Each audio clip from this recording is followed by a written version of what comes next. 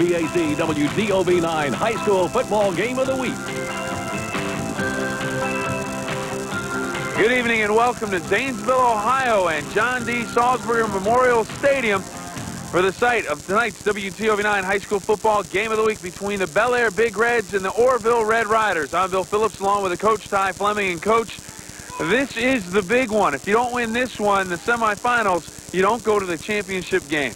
No, this is the thing that you start practicing for back in August, and believe me, Bellaire is going to be ready to go tonight against this Orrville ball club. We're going to see some fine athletes on both sides of the ball, and I think it's going to come down to a matter of who makes the fewest mistakes, Bill. Well, the one thing a lot of people have talked about, these two teams really mirror images of each other. They both like to throw the football. The key, other than turnovers for this game, Coach? Who's going to be able to run the ball? You got to take the ball eventually, and in this level of competition, you've got to pick up the first downs on the ground. And if Bellaire can take their advantage of some of the size they're going to have up front, they should be in pretty good shape. One game away from a state championship berth for one of these two teams. We'll find out who makes it to Massillon right after this. Game of the week number 2. It's Bellaire Big Reds, Orrville Red Riders. I'm Bill Phillips along with the coach Ty Fleming. And coach, someone down on the sideline, as always, at the Bellaire Big Reds game. It's George Kellis. George, you haven't taken your clothes off yet, have you? No, and I plan on keeping them on tonight, Billy, because I haven't been feeling well all day. But I'll tell you the truth, this is such a great atmosphere, and finally we get a Saturday night with decent field conditions where at least these two teams can go out and put all of their arsenal on display, and may the best team come out of here with a win. I will tell you what, George, I think this game, and I mentioned it in the open, I really think this game is as big, if not bigger, than the championship game, because if you don't win this one, you're going home for the season. Well, it's like getting to the Super Bowl, Bill, when you're in the AFC or NFC championship game. Anybody will tell you, same thing in baseball when you get to the championship series. You want so badly to go to the big show, which makes the semifinal game the most nerve-wracking, because only two teams can go to the championship game, and to have their names etched in that yearbook year in and year out for all time. So you're exactly right. There is probably more tension and emotion associated with the semifinals. Then when you get to the finals, you can finally relax because you know you can't go any further. It should be a dandy, at least offensively on paper, Coach. Bellaire, as we all know, they score points in bunches, and coming in, averaging 41.2 points a game. Orrville, they have a lot of weapons. Yes, they do, and we're going to see a team that like to throw the ball just as much as Bellaire does, and we'll see them out of a different formation. They're going to be in their run-shoot formation with the two split slot men, and we're going to be seeing motion out of them. But as I watched Bellaire practice the other night, they were also defending some pro-eye formations also. So Orrville evidently in a running situation has switched to a pro-eye formation. Talking to Coach Stolz, the defensive coordinator, he seems confident they have some schemes tonight they haven't used much this year that Orrville hasn't seen. So folks may see something different defensively out of the Big Reds. And what a kicker Orrville Dan has. Stolz, he is about to tee it up. Dan Stolz wears number 14, 17 years old, 6 foot, 175-pound senior. And from what we understand, he is on his way to play at Ohio State next year. And we watched him warming up, Coach, and he was kicking them from 45 to 48 yards and with plenty of room to spare, and he was just warming up. Yeah, he was doing very little effort into his kicks, Bill, and he's also the punter, so we'll see him in all kicking situations for Orrville. 14 Dan Stolz will do the kicking for Orrville. Orrville comes up, strange formation, but they spread it out as they get ready to kick off This Bellaire was not. the state semifinal game. Stolz puts a leg into it, and that will be a touchback. Bounces one time, and it's to the end zone, and we have seen why he is on his way to Ohio State already. They said something like 90% of his kicks do that, Bill. Let's take a look at the offense for the Bellaire Big Reds. It changes rarely. Davis, Roth, Mamie, Kinder, Taylor, and Timberlake. Your receivers and backs up front. A great offensive line. They love the pass blocks. Adams, Weber, Myers, Sechrest, and Vingia. They have done a great job all year long. We'll find out if they can get the job done one more time as it's 1st and 10, ball at the 20-yard line, and the state semifinals, Coach, are ready to go. Bellaire and Orrville. The line gets a chance to pass block on 1st down, and Davis delivers to Taylor at the 35-yard line, out to the 36. Ball squirts loose. They're going to give it to Orrville. I thought Taylor had gone down, but they are going to give it to Orrville. So the first break of the game comes out a completed pass to Taylor. I thought his knees were down. Let's take a look on the replay. Jose going to step up in the pocket. Nice. One thing they provided all year for him. And there's Benny Taylor's going to hook up there at 12 yards. He makes a move to the sideline here, and he's going to get cracked from behind right there. Well, the last of the Davis to Taylor completion. There comes the ball. Out late. That's not a fumble. See, he threw his flag. He threw. Oh boy. Tough call, tough way to start for the Bellaire Big Reds, and it'll be Orrville going to the air right away. Intended receiver was Ray, number 9, and Orrville's offensive weapons, they are many. We take a look at the offense.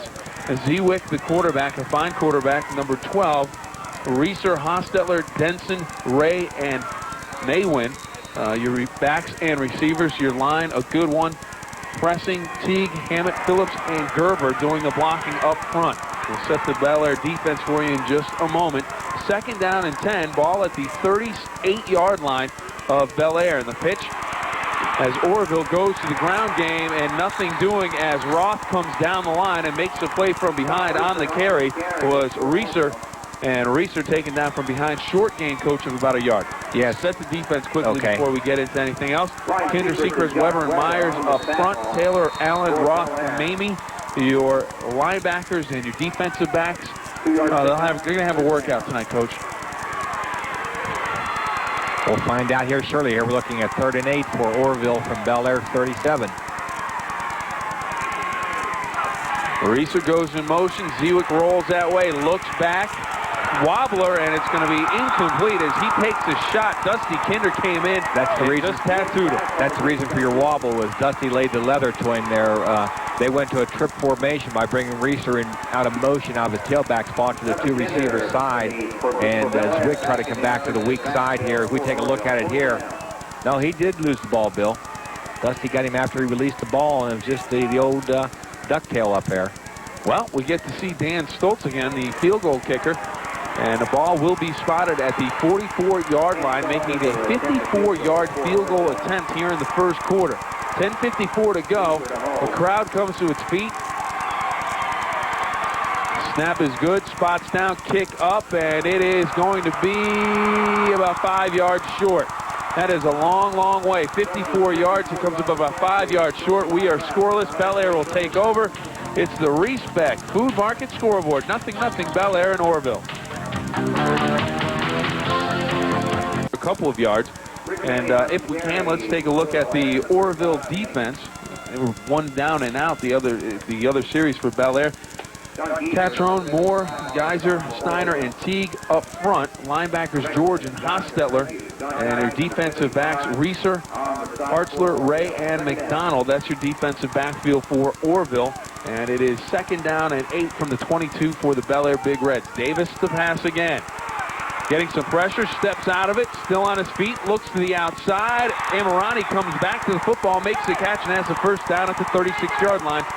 Good teaching on the part of the coaches to bring the receivers back. That's something that's drilled in his head, and coach, he gets it done. Yes, he did, and he had a lot of pressure from Orrville's number 80 coming there, putting the outside rush on him, Jeremy Naywin.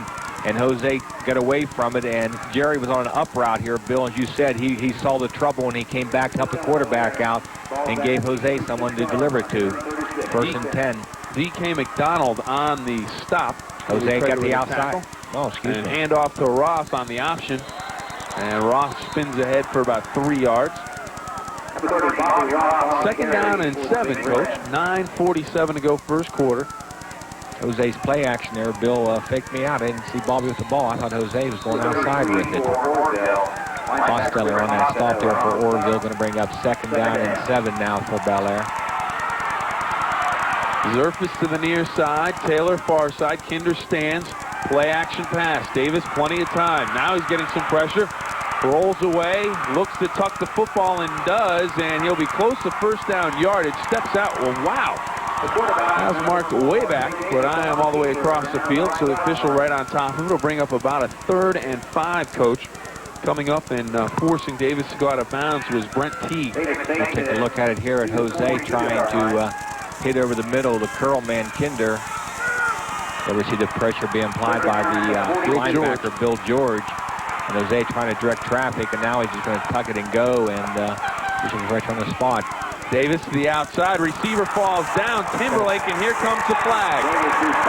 D.K. McDonald had the coverage on Timberlake, and he is going to be flagged for pass interference.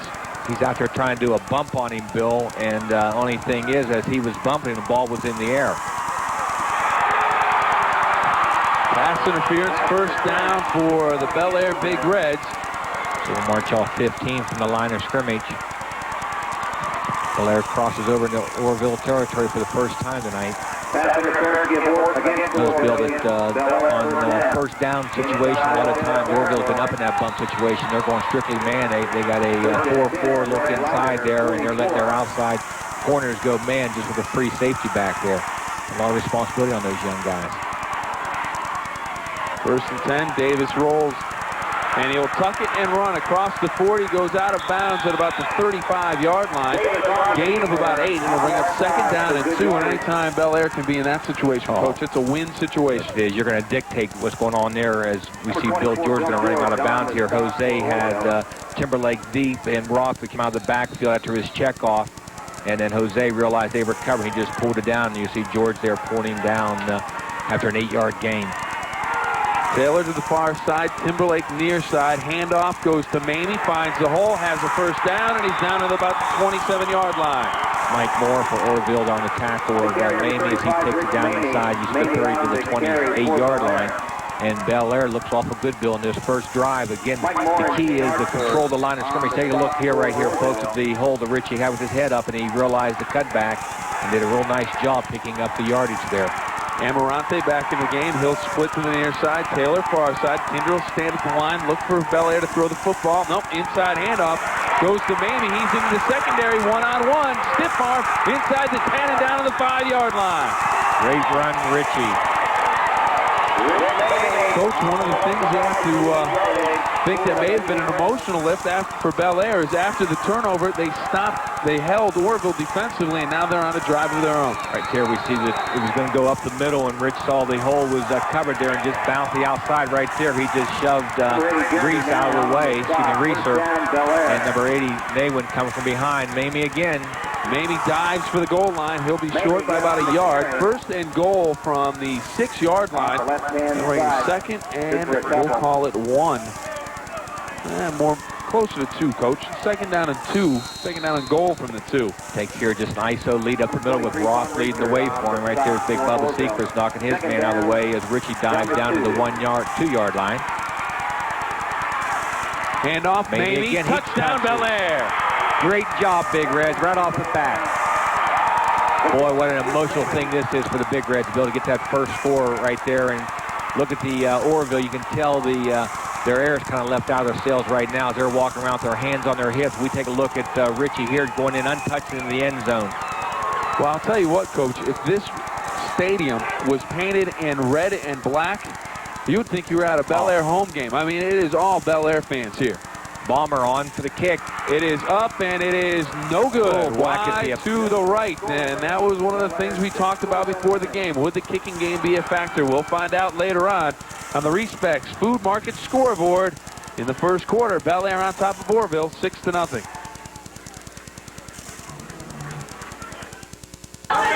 Two to go. Let's go, Red!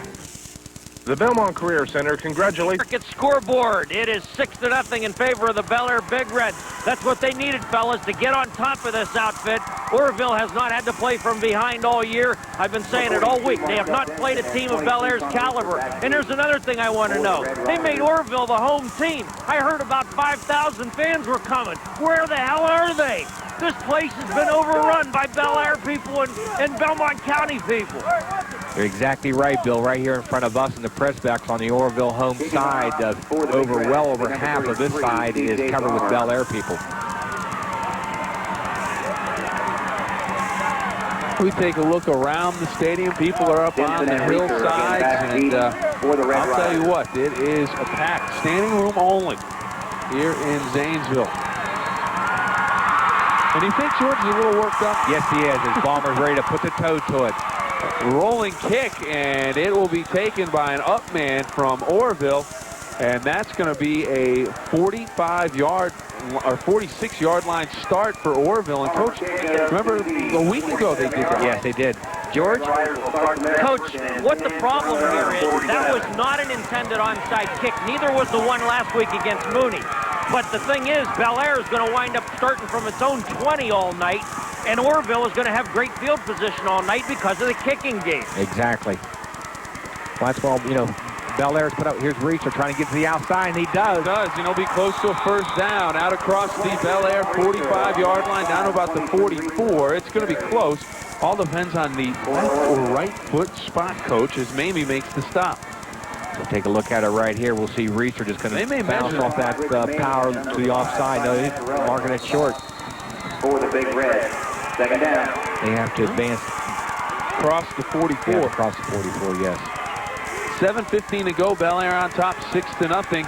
Quick out. Zwick to the outside. Has a man open, has a first down, and deep inside Bellaire territory at the 30-yard line. Big number 42.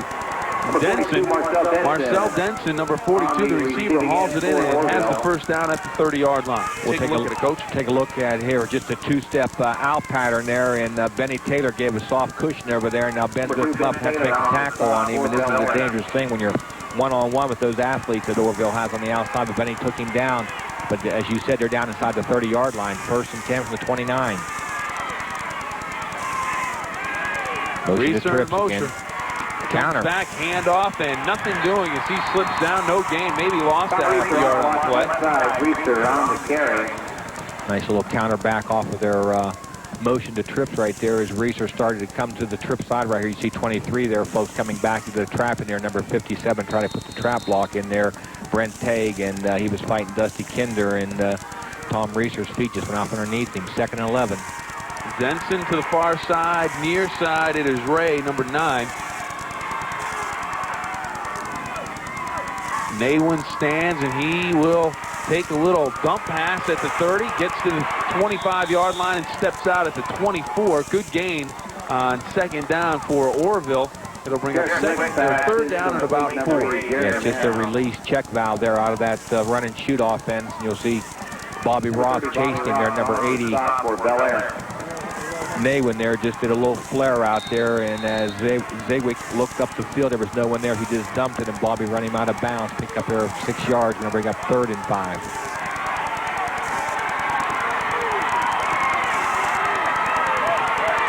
Third and 5 from the 24-yard line. Naywin in motion for Orrville. Handoff. Reeser coming through quickly. A big defensive lineman for the Bellaire Big Reds. Jason Myers, number 78, making the stop. It's a loss on the play. It'll bring up 4th and long. And here comes Stolz. Here comes the field goal again, but we'll take a look here at Jason Myers just busting right through that offensive line of Orrville and throw him for a 2-yard loss. They're going to bring up 4th down and 6, a short, long 6. And this time, Bill is going to be planting the ball there at the 33-yard line. And this is in the range that he was making him in pregame with no trouble. Well within the range. 43-yard attempt for Stolz. Reeser, the holder, spots down, kick up. Plenty long enough. Did he get it inside? No, he didn't. Well, he's headed to Ohio State. We know the Buckeyes had a tough day, and it continues for one of their prospects that may be headed out there next year on the Respects Food Market scoreboard. 6-0 Bellaire on top. We take a look at it again. Take a look at it here, Bill, and that ball just didn't come back in for him there. That sidewinder waiting for that, trying to kick that ball back in, and the official moved over underneath the upright, and he said it stayed outside of the post, so that's great for us. Handoff, Mamie, nothing doing. 5 Orrville players coming up and getting a piece of the action. Loss on the play of a couple. Little counter action there. A very slow developing play here for Bellaire. You can see Richie trying to run a counter back here to the weak side, and Orrville read it all the way and was waiting on him as they threw him for a yard loss. Number got 2nd down and long 11 for Bellaire from their own 19-yard line.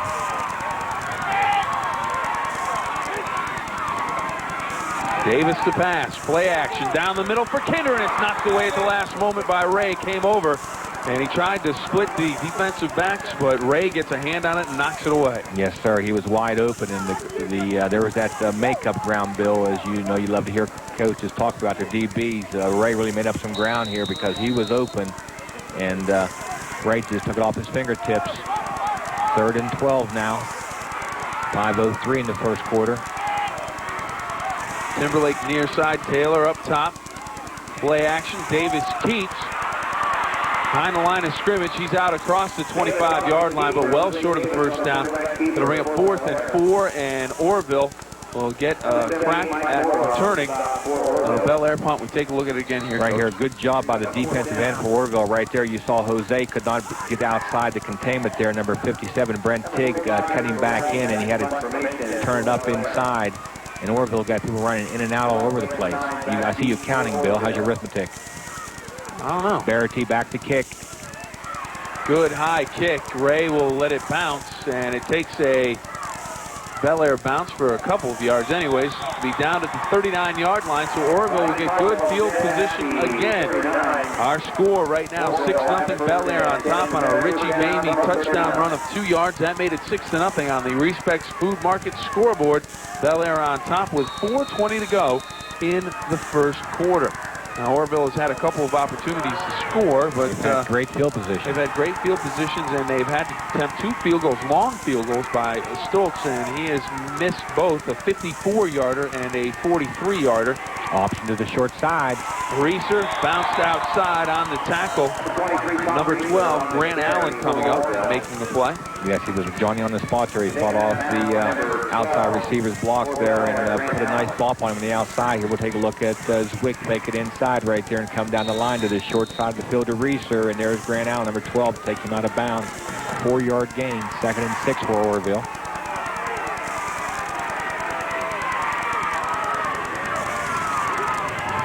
Look to the outside. Now it's Ray down low. Steps up behind Allen. Spins off the tackle and have a first down. Nice adjustment by both the quarterback and receiver on that one, Coach. And I think right as they were about to snap the ball, Bellaire shifted into a different defense. Yes, they did. And Grant Allen was right there up on him. And just see right here the ball just coming over top of Grant's head as he gave him the bump up tight. And Ray got by him there. And Grant just could not get his head turned around in time to pick up the ball. Sochor was there to knock him out of bounds. Or excuse me, that was Mazzarelli. Denson and Naywin split to the far side. Ray near side. A Reeser will go in motion. Hand off to the fullback. Nothing doing. Short gain. And it looked like Myers yes, on the tackle. Myers and Weber in there on the tackle as Hostetler gets about a yard. That's the book inside there, Bill. It's awful tough at times to tell which one got the tackle. And Weber went low. Myers went took him up high. Hey, those 2 young men have really been solid for the Bellaire defense this year. And they've done an excellent job of plugging the middle, plus keeping the linemen off the 2 linebackers. Rolling. Orrville wide open as Hostetler has a first down, and he is across the 30 and down to about the 27-yard line. Nice play, and it is a first down for Orrville. And the big red slow getting up over there. Good for a Red Riders first down. Take a look at it here. There's a fake inside counter to Naywin, and then Zwick got the containment broke, and that fullback Hustler just slipped out in the flat there, Bill. There's no one there at all. It's going to take time now for the defense to react to him. First down. Down the line, handoff. Hostetler keeps the legs moving, still struggling for yards. Picks up about 3. 2nd down and 7. First quarter of play, 2:55 to go in the WPO High School Football Game of the Week. 6-0 Bellaire on top. Richie Mamie, 2-yard touchdown run. Take a look at the replay. Right here, just see Hostetler on that first part of that dive option. Look good with the fullback in there, and you saw Bubba Sechrest making the first contact. And there's Benny Taylor help cleaning him up. And in comes Mamie and Roth to finish off the job. Option down the line, and caught from behind. Coming up quickly, big number 51 for the Bellaire Big Reds, Bubba Sechrest. He makes the stop behind the line of scrimmage. Bubba's a very excited young man out there, Bill, from the time he walks on that sideline onto the field, and he shows it right there. Makes a great play. Defensive end spot. He put his eyes on that quarterback, and we'll call that our first sack for the sack. Why not? He could have dropped back and thrown it. Kroger Food and Drug will donate $50 to the Salvation Army. And our first sack for a sack. 3rd and 7 from the 23 for Orrville. Looking to go up top. Looking for Denson, and he makes a great one-handed grab just inside the 2-yard line down to the 1. A great catch by Marcel Denson. He sure was, because he was covered. Sochor was right on him there, and he just stuck that big paw out there. Zwick, you'll see it right here. They have that trips again, and he just gets his feet going up the field and lays it out here for him. This is a heck of a catch. Yeah, one-handed. Sochor right on him, knocked him out there at the 1-yard line. Pumpkinhead, Keith Wilson right on the instant replay on that one. 1st and goal, ball spotted on the 1-yard line. Reeser bangs into the pile, stopped initially, but I think they shoved him into the end zone. Touchdown, Orrville. Don Reeser scores for the Red Riders. And with 1:45 to go in the quarter, Coach, we are tied at 6 as Stolz comes in to attempt the extra point. Take a look at it right here. Watch the initial wall right there. It's like Bobby Roth coming through there, standing him up, and then the Bellaire tackles from behind kind of knocked him forward as his drive was going forward. So they punch one in with 1:45, and here's Stolz to try to put the Orrville Red Riders ahead. Kick is up, and it is right down the middle. 7-6, Orrville on top. And the kicking game right now, the difference, 7-6, Orrville on top. But Blaire's going to have to come back now, Bill, and respond to that drive. That's the longest drive they had tonight, because that was the first time they started inside the 40-yard line. So they took the ball 60 yards, and we'll go down the sideline to George. George? Yeah, there's no doubt, fellas. We got a long way to go, and these two teams have explosive offenses. They're going to put some points on the board here tonight.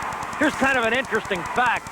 Orrville won the state basketball championship this past season with a lot of these same guys, including Reynold Ray, who made that catch down there, and Marcel Denson, who made the play at the 2-yard line.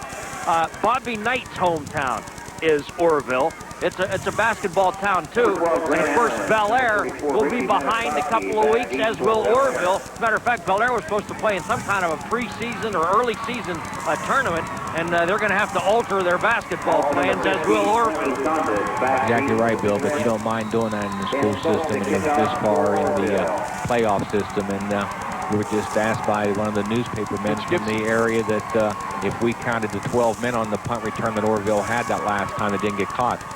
This one is going to go through the end zone as well, and it is a touchback. And that's when you asked me how my math was, and I wasn't sure if there was 12. I thought there was, and I'm counting up, and I'm going 2, 4, 11, 12, and then all of a sudden they snapped it. Everyone started running, and that threw me all off. But you know me, Coach. I need your help on that sack for a sack. You know what I'm saying? Yes, I understand that. Tough multiply by 50. 1st and 10 for Big Reds, 1:45 remaining in the first quarter, starting from their own 20-yard line. Where we're starting from all night long, Bill. Hand off to Roth. Hand off, Roth still on his feet, gets away from the line of scrimmage, makes a nice play as he is out past the 30-yard line. He'll have a first down on the tackle. Steiner, number 62. Take a look at it right here and watch Bobby just run away from the tackles inside there. Right there, he got hit at the line of scrimmage, and now just one step away from getting into the open field. He gets in the open field, Bill. It's going to be exciting. That young man can move along with that big size he has. Zerfoss and Taylor to the far side. Kinder stands at his tight end position near side. Davis straight drop. Has Kinder open to the outside, and Kinder makes a nice diving catch at the 45-yard line. He broke open. Davis saw him, and on a rope gets the first down yardage out to the 45-yard line. Take a look at it right here. It's going to come to the bottom of our screen right there. You see Kinder making his out move, and number 57, the linebacker who was responsible for that coverage right there, had to go out into the flat area and cover Roth. Roth made his quick check there, and there was no linebacker blitzing, so he was free to run his route, and that pulled the linebacker out, opening the zone up to throw through. Davis to throw again. Looks down the middle of the field. He has Mamie at the 35, 30, 25-yard line. Reeser and Mamie at the 10. He's in, baby. He scores. Touchdown. Great ball by Jose. Good hands, and it was Richie running in the open field. Oh, Bill, we're in for an exciting ball game tonight, but take a look at Jose right here, folks. He drops back and watch his ball right there. There's no arch to that at all. Hit Mamie in stride, and now he has to elude two people. There's the first one. Here's a look at it from our end zone camera.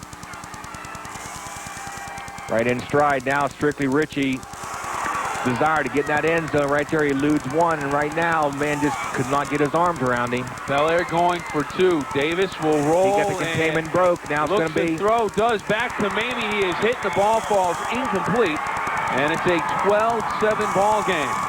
And Mamie took a pretty good shot right around the goal line. Kinder had broke open for a moment. And Davis getting pressure, put it up. Mamie can't hang on, but Bellaire does take the lead. What happened here, Jose outran his receivers, Bill, and he had to throw back across his body because he was so far to the sideline. His receivers hadn't got time to get back over across here, and he just couldn't get anything on the ball. I think he saw the goal line. No one was in front of him. Then Orrville closed down. On the Respects Food Market scoreboard, Bellaire 12, Orrville 7. George, if you were thinking defense tonight, you can forget all about it. Well, Billy, the key element here for Bellaire is last week, against the style of team that Mooney was, it was very, very difficult for Bellaire to get in rhythm and get into a pace. This Orrville team wants to play the same game that Bellaire does, fast break football. And if they want to get in a shootout with Bellaire, we've seen this team play all year. You've seen the consequences of teams that want to run up and down the field with them. It hasn't been good. You're right, George, but the thing again is the lack of the consistency of Bellaire to get the ball in the end zone on the extra points, which it just scares me to death that they can't score that extra point with the kicking team that Orrville has. I just hope it doesn't come back to haunt us. 46 seconds left to go in the first quarter.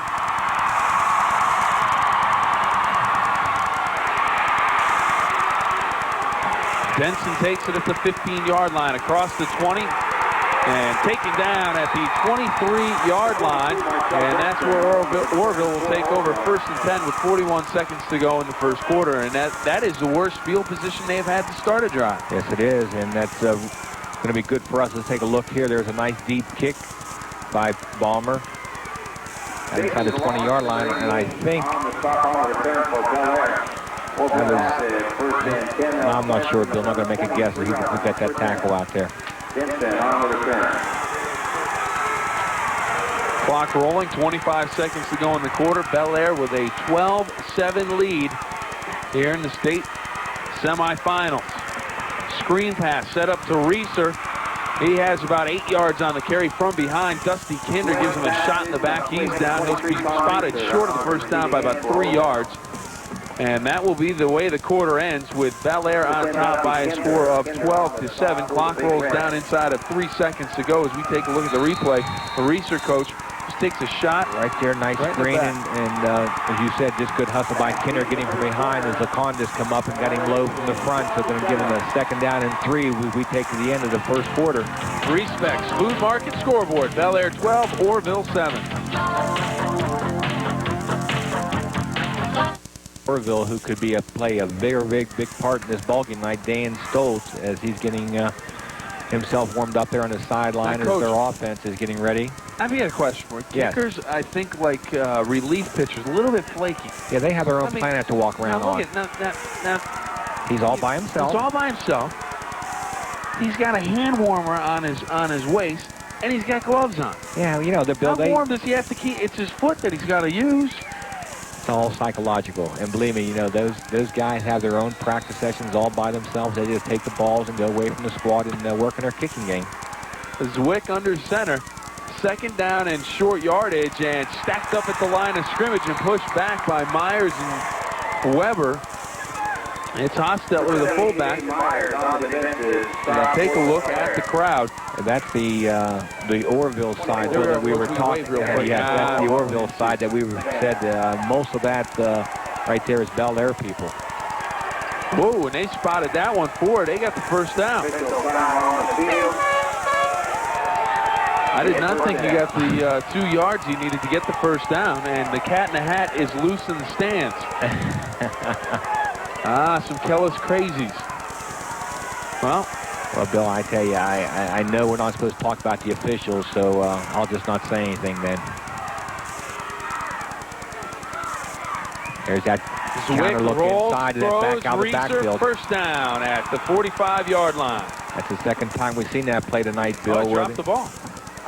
And where he was wide open out through there. And take a look at it right here. Coach, I've got to go to the eye doctor. Yes. Take a look at it here. Zwick. That's why I didn't see we screened. Yes, from over here where we're sitting, sure looked like a completed pass, but we'll take that incomplete pass, bringing up second down and 10. Second quarter, Bellaire on top by 5, 12-7. Second and 10 for Orrville. Reeser in motion. Zwick rolls far side, dumps it out to Reeser, and it's incomplete. Not a whole lot going on that play, Coach. No, he made his read down the field. You know, they're in that trip formation over there, and you'll see number 23 and number 80 right there, both making little check swings out there to give him release valves, and he just missed the target over there. He was wide open. So we're looking now at third down and 10. Bellaire defense wants to come up big here, Bill, and keep that first down marker, take the ball back. This could be one of them games. Who has the ball last may win it.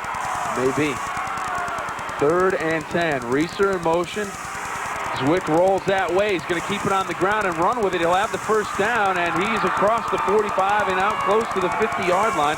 They're spotted at the 47.5-yard line, and a nice read by Zwick as he rolled out and cut it up. Yes, he did. Jared did not hesitate right there. You see the kick-out block coming for him there by his back, and he just turned it up and picked up the first down. He doesn't do this very often, but talking with Coach Stolz during the week, that is something they were worried about, because when he does turn it up, he usually has good results, and there's an example of it.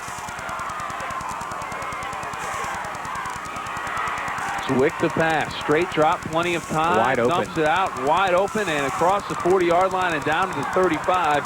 Number 24 for the Bill George. Bill George for Orrville.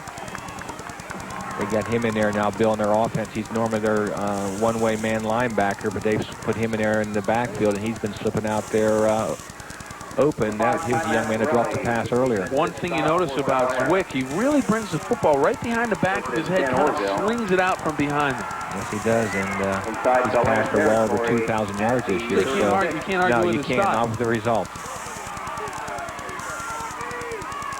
Zwick coming near side on the option. He's got some blockers out in front, still on his feet at the 25-yard line, across the 20, spins off a tackler and dives ahead to the 5-yard line. He had a touchdown if he can keep his feet. I think Taylor tripped him up with an arm tackle, but Jared Zwick showing that he has some moves and some speed. Yeah, right here, and believe me, this is run all the way. He wasn't even thinking about throwing this football. They just brought their men in motion and give an extra blocker out here to the 3-receiver side, and Jared just turned it up right there. He ran through an arm tackle here, and we'll see Taylor. Ooh, a little trip.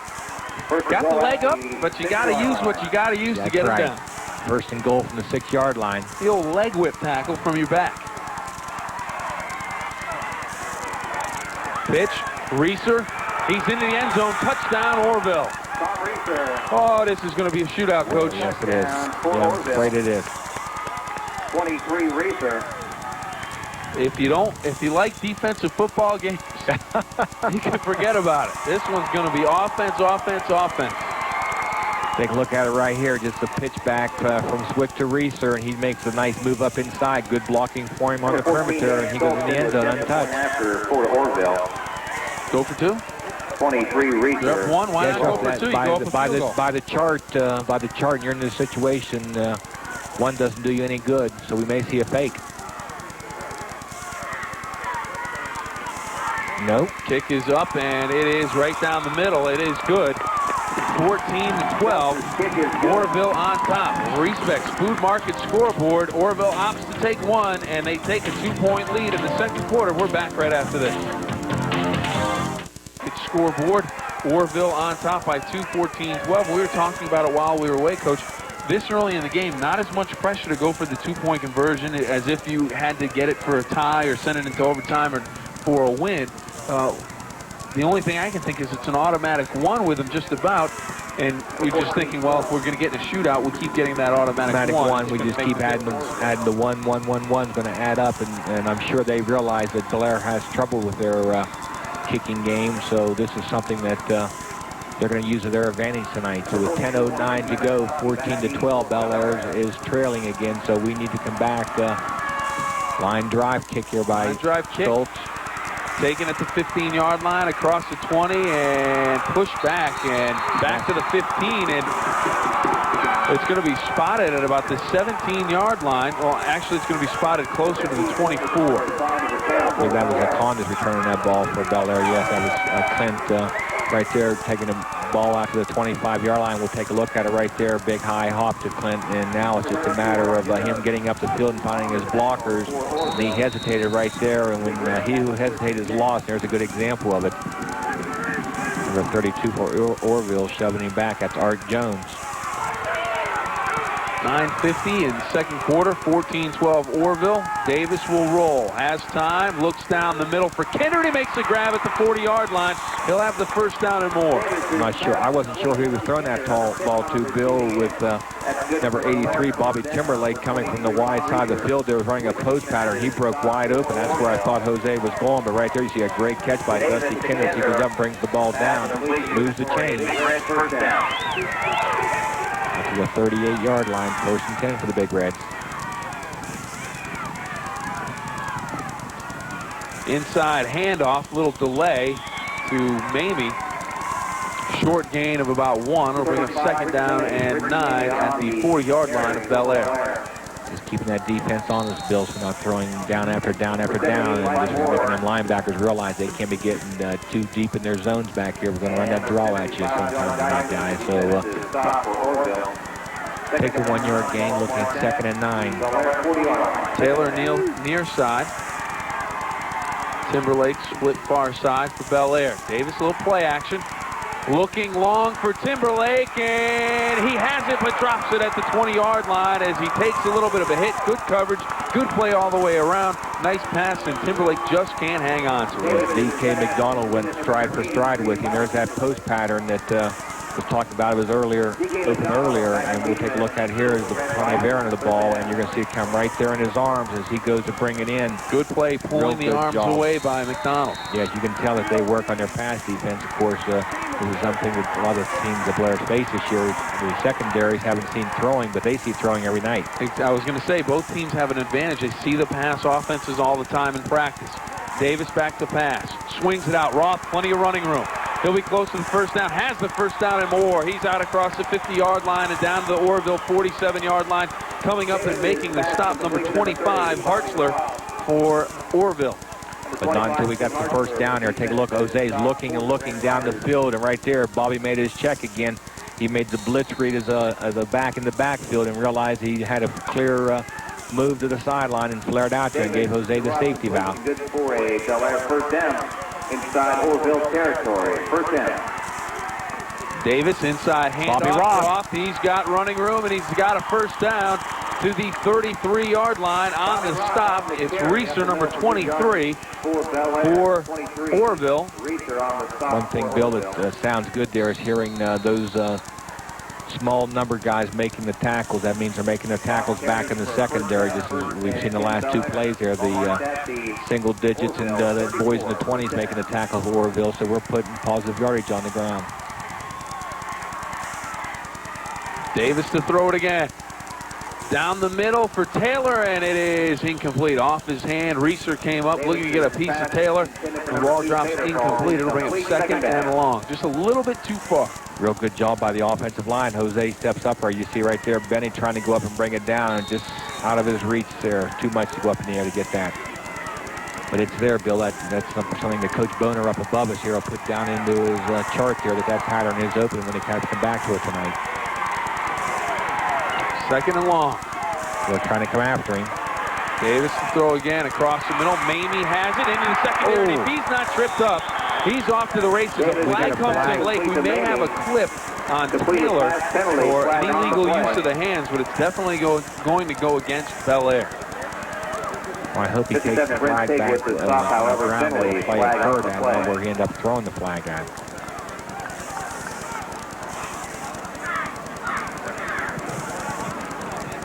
John Evans, your referee, and it's a clip against Bellaire. Preliminary signal is clipping against Bellaire. And so they're going to mark off. We'll take a look at it right here. There's Jose stepping up. There's the flip. I don't know. Excuse me. That thing caught my throat, Bill. So we're marking off from the spot there. Going to bring up 2nd down and 13 for Bellaire. Brent Teague making the tackle, reaching out with the right hand and making the play. There's a look at John Magistro, the head coach of Bellaire Big Reds, across the field. Some more of the crowd on the hillside. No bleachers there. They may have to construct some. Davis, back to pass, getting some pressure to the outside. It's hauled in. First down yardage. That's a first down on the catch, number 26. That's Zerfoss, C.J. Zerfoss with the first down grab about the 23-yard line. Real nice job by Jose, putting the ball out there where only one person could bring it in. C.J. went out there and did a job, right, as he moves past the chains. 7:49 to go in the second quarter. Bellaire down to the Orrville 23-yard line. They're at the Orrville 23-yard line. First down.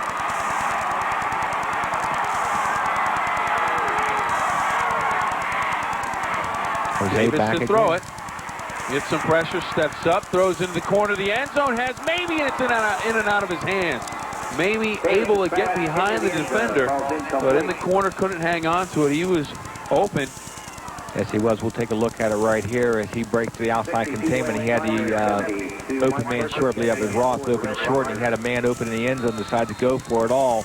And right there, you see number 5, McDonald, was in a core because he had 2 receivers try to cover, and the ball just lightly overthrown. Is that a situation where a receiver maybe is thinking so much about his feet, getting them in, that he doesn't concentrate enough on the ball? Yes. 2nd down and 10.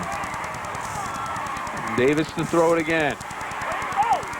Has Amarante on a slant, and he's down inside the 10-yard line of the 5, and it's another first down, and the offense continues to move the ball down the field.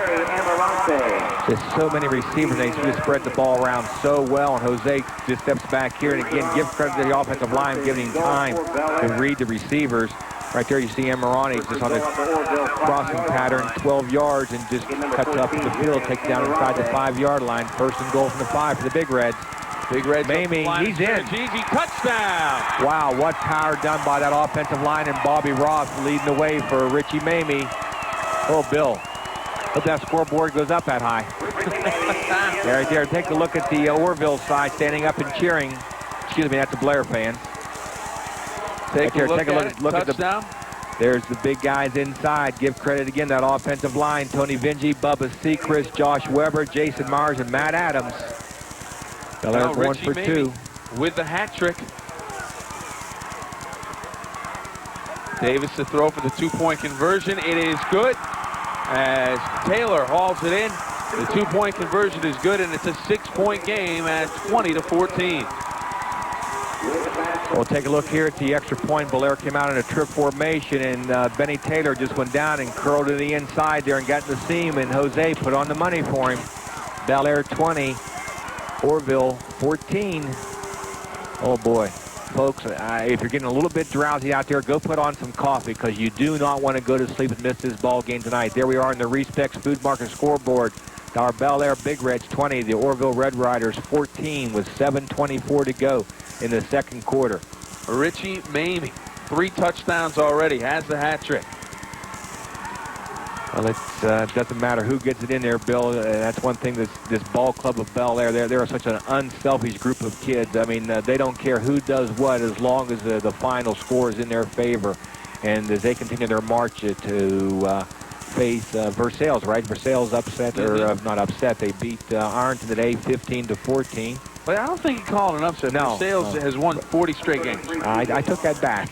I took that back. Yes, they won the Division 4 title 2 years ago. Last year they dropped down to Division 5 title and beat Wellsville in the championship game last year that we had on Channel 9. Hopefully next week we'll have the Big Reds playing in the championship game. Bombers kick coming deep. Benson at the 15. 20, 25, 30, shuffles up to the 32-yard line before he is taken down. Let's go down to the sidelines, and George Kellis. George holds up the program. George, go ahead. Gentlemen, if you will kindly check your program, you will find that Orrville is in uncharted waters. The highest point total by any opponent in any game this year was 14 points. Bellaire has 20, and we still have 7 minutes to go in the first half.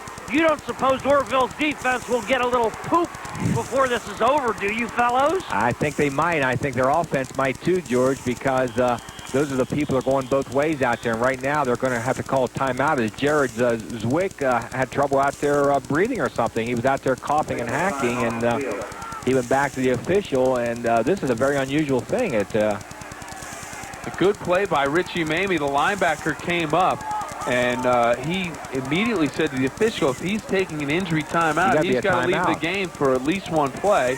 So he left the game, and we're going to have a substitute come in for Orrville. And who would that be, Coach? Brooks Curtis. 5'11", 145 sophomore. So I imagine we'll probably see something very basic, Bill, at this point in time for Orrville. I don't think you're going to see the throwing game that they've been throwing with Zwick out there.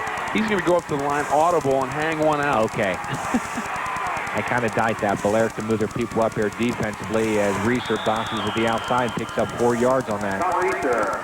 Let's see if Zwick is ready to go back in as Curtis comes back over the sideline, and Zwick will go back into the ball game, so he is okay. Take a look at it right here that we said Curtis is going to hand the ball off. And right here you see Reeser had the isolation play to the left side there and just bounced to the outside, and you see Dusty Kinder finishing him off there after the 4-yard gain. 2nd down and 6 for now for Orrville. Dive inside to number 33, Chris Hostetter, and the Big Reds. Bubba Sechrest came away with the ball, but the ball was blown dead way ahead of that. Bubba bring it back, gives it to the man in the stripes. And Jason Myers, big number 78 for Bellaire, making the stop. 78, Jason Myers. Take a look at it right here. There's just the first hit. Now, which of those bookends made that first hit? Was that Jason or Josh? Pick either one of them. Okay. I believe that was Jason Myers. It seems like every time that they're there, they're both there. Yes, they are. And it's tough to tell with the both having the 8s on. There's a quick slant. Goes incomplete. It'll bring up 4th down, and it'll be a punt situation for Orrville. And Coach, George mentioned that Orrville in uncharted waters with a team scoring 20 points against them. I'm worried about the scoreboard now. Bellaire has scored 55 points this year. That's their highest point total as you take a look at the incompletion. And Orrville has scored 74 points. I don't know if the scoreboard can hold it. But they scored that 70, Bill. Who was that, against one of the Cleveland teams? Cleveland Rhodes. Cleveland Rhodes, I believe, went for a perfect record this year of 0-10. 4th down. Yeah. Still a lot of points, well, let's take a look here at the punting game now of Stolz. Off the side of his foot a little bit, still a pretty good kick. Oh. And that's going to be a penalty. Coming up too quick and too fast, number 25. That's Hartzler, and he just drilled the Bellaire return man, Sochor, and it's going to be a penalty against Orrville, and Bellaire should have great field position. Poor Derek didn't know what hit him. Looking after the ball, that's one thing you never expect. Go ahead, George. Fellas, I think that there's one critical element in this game, and Ty, you alluded to it. They cannot get involved in a football game where the kicker from Orrville, Stolz, is the factor that determines the game. Bellaire has got to put enough points on the board and enough pressure on these guys that they cannot have their field goal kicker making a big difference in this game. There's no question about it. They're going to have to outscore this team and keep him off the field and let Orrville make other decisions besides 50-yard field goals. Exactly right. Exactly right. And right there, Bellaire's going to take the penalty, and they'll come back to the line of scrimmage and mark that penalty off on that interference of the fair catch there.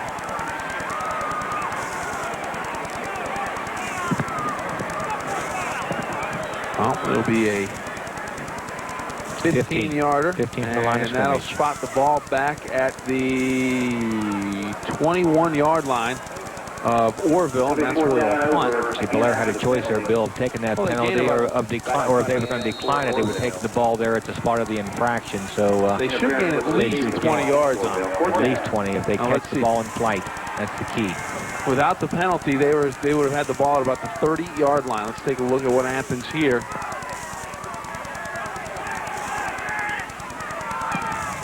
Low end over end kick. It's going to roll. It's going to take an Orrville roll. Timberlake trying to corral it, and Well, Bellaire's got it the same spot they would have had it. 25 game Hartzler with a tackle. Ball come off the side of his foot there, and Timberlake just couldn't go there to field it on the fly to stop the ball from going down the field like that. So we're better off there, Bill, than we have been all night long. That's probably one of our best starting positions at the 30-yard line. 5:23 to go. Second quarter of play, 20-14. Bellaire on top.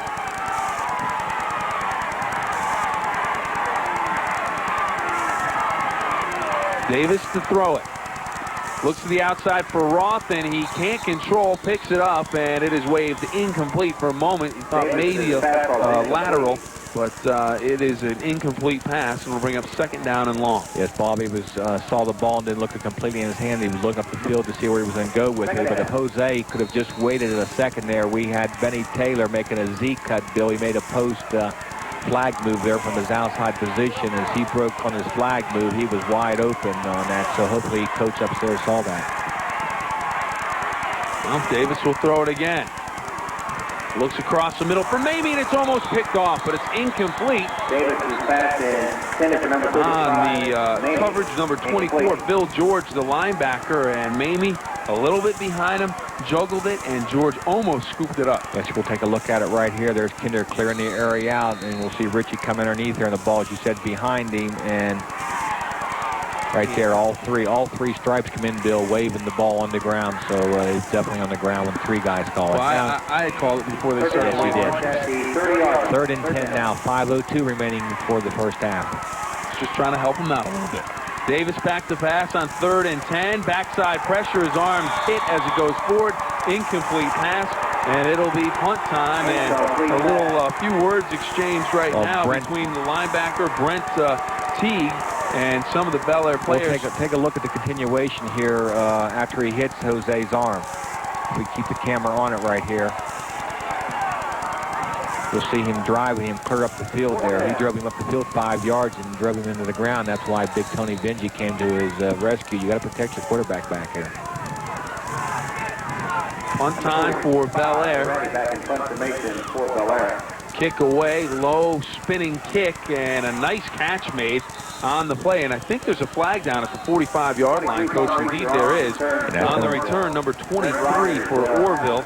That's Reeser, number 23. Judging from where that flag is, Bill, that's going to be probably a hold call would be the guess from there what I side judge, because they had a man out there bumping Bellaire's outside receiver. Yes, it is.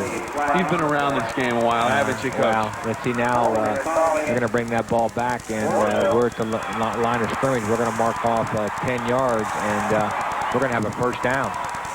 Let's take a timeout on the Respects Food Market scoreboard. The Bellaire 20, Orrville 14.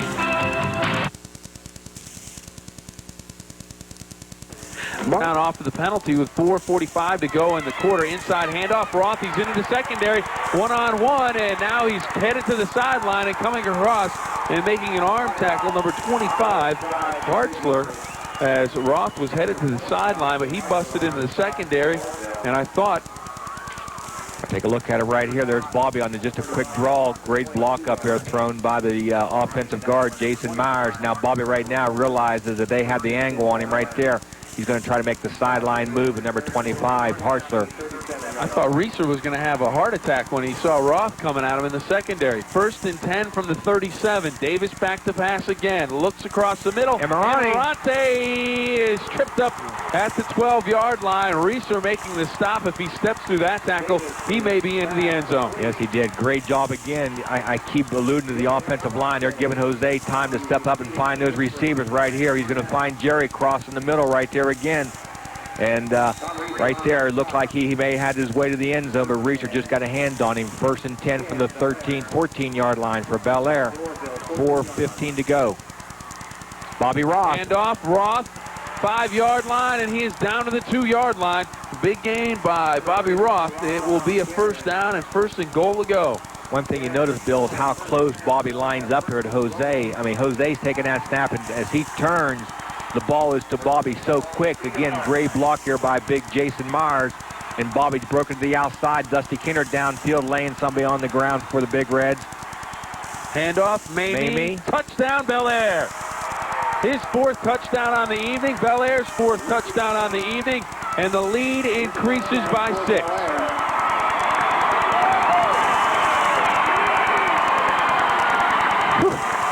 26-14 now, and I would imagine you go for 2. Yes, we do. Right there again, you see Roth leading the way for Richie, and he just falls across the goal line. So we're up 26-14. Going to try to extend it to 28. Going to try to double them up here. Davis to throw it for the 2-point conversion, and the 2-point conversion is good. Ben Taylor hauls it in. And it's a 28-14 lead, and the extra points don't matter anymore. No, they don't. George? Look at this. This is the #1 ranked team in the state of Ohio in Division 4. They have given up 28 points. There are still 4 minutes to go in this half. Let's be realistic. They have to be shell-shocked by what Bellaire has been able to do to them. They are a front-running type of team that gets you down, kicks you, and doesn't let you back up. Now they've got to figure out a way to come from behind for the very first time all year. Yes, you're right, George. And interesting fact is given to Bill. Bill, go ahead with it. Well, John Simonson, the good sports doctor, came in and mentioned that with Davis's pass to Amarante, that put him at 180 yards for the half, over 3,000 yards passing now for the season. And that is a mind-boggling number. And, you know, some of the conversations you hear about high school football players and where they may go to play college football, one of the guys you don't hear mentioned at the top of too many big school lists is Jose Davis. But if there's any scouts here tonight, that may change. Bomber really puts a foot. Look at it. He's driving him down inside the 5-yard line. Reeser on the return across the 20 out to about the 28-yard line with 3:51 to go. Orrville will put it in play there. Sochor and Snyder. That's Ryan Snyder in to make the tackle. Take a look at it here as P.J. really puts a foot to this one, Bill. This reminds what he did last week against Mooney when he got excited there late in the ball game, put the ball down there deep. That's inside the 5-yard line. That's tremendous for Bellaire. Right there, Sochor #3 coming in. There's Snyder, 28 coming from the backside. First and 10 Orrville from their own 26. Zwick the pass. Receivers everywhere. And looks across the middle, and a great catch by the tight end, big number 80, Naywin. Jeremy Naywin laid out and hauled it in. And Orrville right now with 3:32 looking to make a move. Right here, they put all 5 receivers out in the pattern here, Bill, and Zwick had time to find him. And I could see why the Bellaire defenders were showing them, no, that was awful close to being on the ground. And again, as our producer downstairs will tell us, our director, Dean, I'm not allowed to say anything about the official, so that was a good catch, Dean. Zwick rolls far side. Run again. Going to look to run, and he is hemmed in and forced out of bounds. Getting over quickly, Sechrest, Mamie, Taylor, or Grant Allen also getting over there. And looked like Myers was also in pursuit, but forcing Zwick out of bounds. Take a look here at Zwick, and again, Bill, I really think that this is a predetermined run that they've been going tonight out there because they realize that Bellaire is so worried about their pass rusher dropping everybody back, and Jared picked up 4 yards there. Reeser in motion. Zwick to throw again. Looks down the sideline for Ray, hauls it in, bounces off the tackle, still on his feet, still going, and he's off to the races, and this may be a touchdown for Orrville. And Mr. Momentum goes back and forth tonight. Yes, it does. Great play by Ray to make the short pass turn into a big gain and a touchdown. Ronald Ray, 6'4", 182 senior, one of their stars in their state championship basketball team last year. You can see that big-time receiver here. Is he going to take up a pop right there? Not sure. I believe that was Massarelli trying to hang on, and that was Allen coming over to try to help him, and Allen's just under control, and Sochor is going to chase him into the end zone, 28-20. 2:59. Back for another extra point try. Mr. Automatic for Orrville. Snap blown. Stolz looking to do something with it, looking to throw, gets a block, still in, throws it up into the end zone and out of the end zone. and it is no good. And all of a sudden, the kicking game, you call him Mr. Automatic. You talk about him making it all the time, but there's a lot more than just kicking the ball, Coach. You got to snap it, you got to put it down, and then you got to kick it. What you call jinx. Huh? Way to go, Coach. Right there it is. You did Reeser drops the ball. Reeser drops it. It was a good snap, and Mamie's going to be chasing now, and Mamie get up slow here. We'll see the block that's put on him by... That could be a clip right there. Well, regardless, they didn't get 2 points. So we got an 8-point lead. We'll take a timeout. 2:59 to go in the first half of play. Bellaire on top by 8, 28-20. We're in a shootout. We're back after this. Respects Food Market scoreboard. Bellaire on top. Congratulations, Sechrest, on a great season. Have a Dan Stolz, the kicker for Orrville. Bad snap kept him from converting the extra point, and all of a sudden it's an 8-point game for Bellaire. But this one's gone back and forth. Bellaire went up by 14, and then less than a minute later, Orrville was in the end zone, and Stolz puts one into the end zone. Bounces through. It'll be a touchback. Bellaire will get the ball at the 20-yard line. 2:59 to go. A lot of time, Bill. We could have 3 or 4 touchdowns scored by the end of the half. With both teams, I tell you, they sure light up the scoreboard. I'll tell you what. Whew. Let's see what Jose and Coach Magistro wants to come up with here on this first down call. I think we're going to put it up, or maybe a draw, Bill. I think Orrville could be thinking pass also, so this would be a good situation. We got a quick draw to Roth. Quick draw to Roth. There it is. But this time he is stacked up at the line of scrimmage. Coming through quickly, Mike Moore, number 78. That's the first time we called his name. He came off his block, sealed the hole up, and then just put a kiss right on the helmet of Bobby Roth. Yes, he did. Got into a short game right there. Just a quick trap up inside there, and Moore came off the block on the weak side. There was a good trap in there by the Bellaire guard, but the weak side line just gave way there and let the man slip through. So we're down to 2:29 now. Jose back to throw. Looking to the outside, Roth one-on-one. Flag down on the backside of the play as a tackle is made by number 24. That's Bill George, the linebacker. I want to call him Reeser all the time, but it's George. He makes the stop. Flag on the play. And this came in from the side, and it may be against Bellaire. No, face mask? Well, it's against Bellaire. Face mask usually on the defense, but this time on the offense. And a call against the Big Reds, and this will push them back and put them in a long situation. But, Coach, we've seen them before. Come out with a long situation like this. It was just interesting, Bill, where that flag's thrown out there. It's thrown out there by the side judge on the spot where the wide receiver was being bumped by a defender. So evidently the Bellaire receiver trying to get off the line of scrimmage there got his hands up inside the face mask. We'll see where they spot the ball back at the 9-yard line. Second down and a ways to go. 21? Yeah, at least 20. 21. Davis, the pass, looking to set up the screen close to his safety, but he gets it off to Roth. He breaks one tackler, or past one tackler out across the 25 and close to the 30-yard line. And Coach talking about the long plays. That's how you draw it up. There you go, right there. And we're going to mark the ball, Bill. Looks like we're going to be short of the 30-yard line. Yep, just short by 1, so it'll bring up 3rd and 1. Tell you what, there's some good pressure. They brought that outside man right there, came clean off the corner, and Jose just had to put it up inside. Hope Bobby was there, and he got away from the one tackler there, and now it's just a foot race. Nice block on the outside there. I believe that was Taylor making the key block out there for him, and we saw right there at the first down. First down for Mamie. He points to his face mask and wants the official to call a face mask penalty. It won't happen. Clock rolling. Clock at 2:04. Bellaire right up at the line of scrimmage. They set the chains and will put the clock in motion. 1st and 10 at the 34-yard line. Davis the pass. Has time. Swings it out to Roth. Roth across the 40-yard line to the 43. And he'll be close to another first down. It looks like we're going to have a Bellaire timeout. I tell you what, Roth and Mamie, very busy out of the backfield. Yeah, definitely.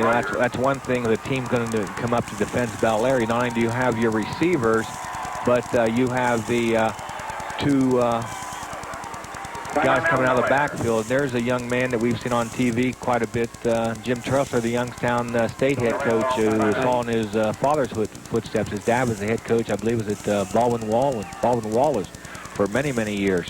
He was a man that had an opportunity to move up to the Division I level, and of course a national title holder as a head coach at Youngstown State. His father also won one. I'm told by Dean Marine, our director, that is the only father-son combination to win national titles on any level. And he is here. He's one of the coaches that I believe has come out and said he'd really like to have Jose Davis play at Youngstown State. I'm sure he would. I'm sure he would probably take 3 or 4 of them Bellaire boys right there and put them in the I believe they're also red and white up there at Youngstown, aren't they? So yeah. They feel right home in those, is it the Penguins? The Penguins. Youngstown Penguin uniform. They didn't make it back to the championship this game after being there many times in the championship game, so I'm sure he's looking to reload his offense. Davis to throw, tipped and picked off. Reeser one-on-one with Roth, makes a move, and he is down at the 44-yard line. And Orrville, with 1:41 to go, will have an opportunity. A big break, perhaps the biggest of the game so far. Yes, it is, Bill, and we'll take a look here, see who got the tip on it, because the man was open right there. Not quite sure who made that tip. You see the receiver, Timberlake, I believe that was, that was running a crossing pattern, and he was open. Now it's up to Roth to make the open field tackle on him, and he did. So with 1:33 and counting, Orrville's ball at Bellaire's 44-yard line. Clock moving, 1:25 to go in the half. Zwick rolls near side, and he's going to tuck it and run, and he should have kept it inside. Tries to get to the sideline, but he is stopped and pushed down, and he is pushed down at the 45. Clock's still moving, and he needs to get up and get back to the line of scrimmage, and now we're going to get a timeout. Yes, Coach McMillan for Orrville was frantically trying to get a timeout call there on that. The quarterback just didn't see him, so we're down to 1:07. 1:07 to go in the half. There was that rollout again, Bill, and I'm cut it back inside. But it's right now they're the point where that's definitely going to be that's a run play. Yeah. Oh yeah. He doesn't have the option to throw the football because he had the lineman downfield blocking for him right off the bat. Jared Zwick, 6'2", 195 pounds, and he's displayed pretty good speed, good size, not afraid to make a hit, and so we may see him making those runs and some big hits coming up Sunday. And, of course, it starts off with News 9 Sports Sunday with George Kellis. Not from the 10-yard line. He's usually stationed in Wheeling. And News 9 Sports Sunday with George Kellis at noon gets you ready for all your NFL games. You can talk high school football, college football. I'm sure some calls about the Ohio State-Michigan game will come in. NFL on NBC, New England and Buffalo. That starts at 12:30 with the pregame show. Then at 4, Pittsburgh and Cleveland. Last time in Cleveland, a judge has given the city an injunction that will keep the Browns from moving until they can be a trial. But don't hold your breath on that one. Zwick rolling out, across the middle. Ray running room at the 25, all the way across the field and spins down to the 23-yard line. Clock stops with 58 seconds to go. And this one, Coach, is going to come down to, as we said before, whoever has the football last. And that was Sochor making the stop there right there. You see Ray in a crossing pattern, and now he's going to try to go back across the football field. And we'll see Sochor, number 3, coming in and wrapping him up as Zwick takes the snap. Looks to throw again. Looks for a man. It's knocked down by Bobby Roth. Perhaps playing his biggest half of football so far. Yes, he is a little disgusted with himself there as he comes back to the line of scrimmage there as Zwick is making the rollout because Bobby made the nice break right there in front of the receiver. That was number 80. That was Naywin. And Bobby discussed a little bit that he should have pulled that ball down. So with 49 seconds to go, Orrville's back at the line of scrimmage. 2nd and 10 from the 23. Reeser goes in motion. Zwick rolls that way, gets it to his tight end. That's Naywin, and he's out of bounds, close to a first down. Takes a shot for his troubles at the sideline. Knocked out of bounds on the coverage. Grant Allen over there on the defensive coverage as Naywin gets close to first down yardage to bring up 2nd and short, Coach. This is just a safety check out of that. It'll be 2nd down for run and shoot offense right there. We saw Grant Allen come in there and grabbing kind of high. That's why they wouldn't get up to the point of the official that his mask was grabbed, and it was. 3rd and short. 42 seconds to go in the half. Zwick back to pass, looks into the end zone, and it is incomplete. Timberlake tries to sell the official, but the official right on top of it. He said it skipped in. Timberlake A good sales job, Yes, but he was. no one's buying. Take a look right here, just a miscommunication between Zwick and Naywin, because Naywin curled in and Zwick thought he was going to curl out, and he threw the ball to the outside, and lucky for Orrville. 4th and 1, 37 seconds to go. Good kicker. Now they're going to go for it. They're going to go for it. They probably have enough time here to pick up the yardage that they need. They're confident in that, and plus have time to score. 4th and 1. Here's the roll run. Zwick rolls, Mamie there, and he's going to make the play, and that's the big sack for a sack. Great job by Mamie. Good call by Coach Stolz and the defensive staff to have Mamie come on the blitz on that situation before even dropping him back. Take a look at it here as we'll see Zwick sprint to the sideline. Right there's Mamie shooting through from his linebacker spot and had the speed to pull Zwick down. So we're out of troubled water right now.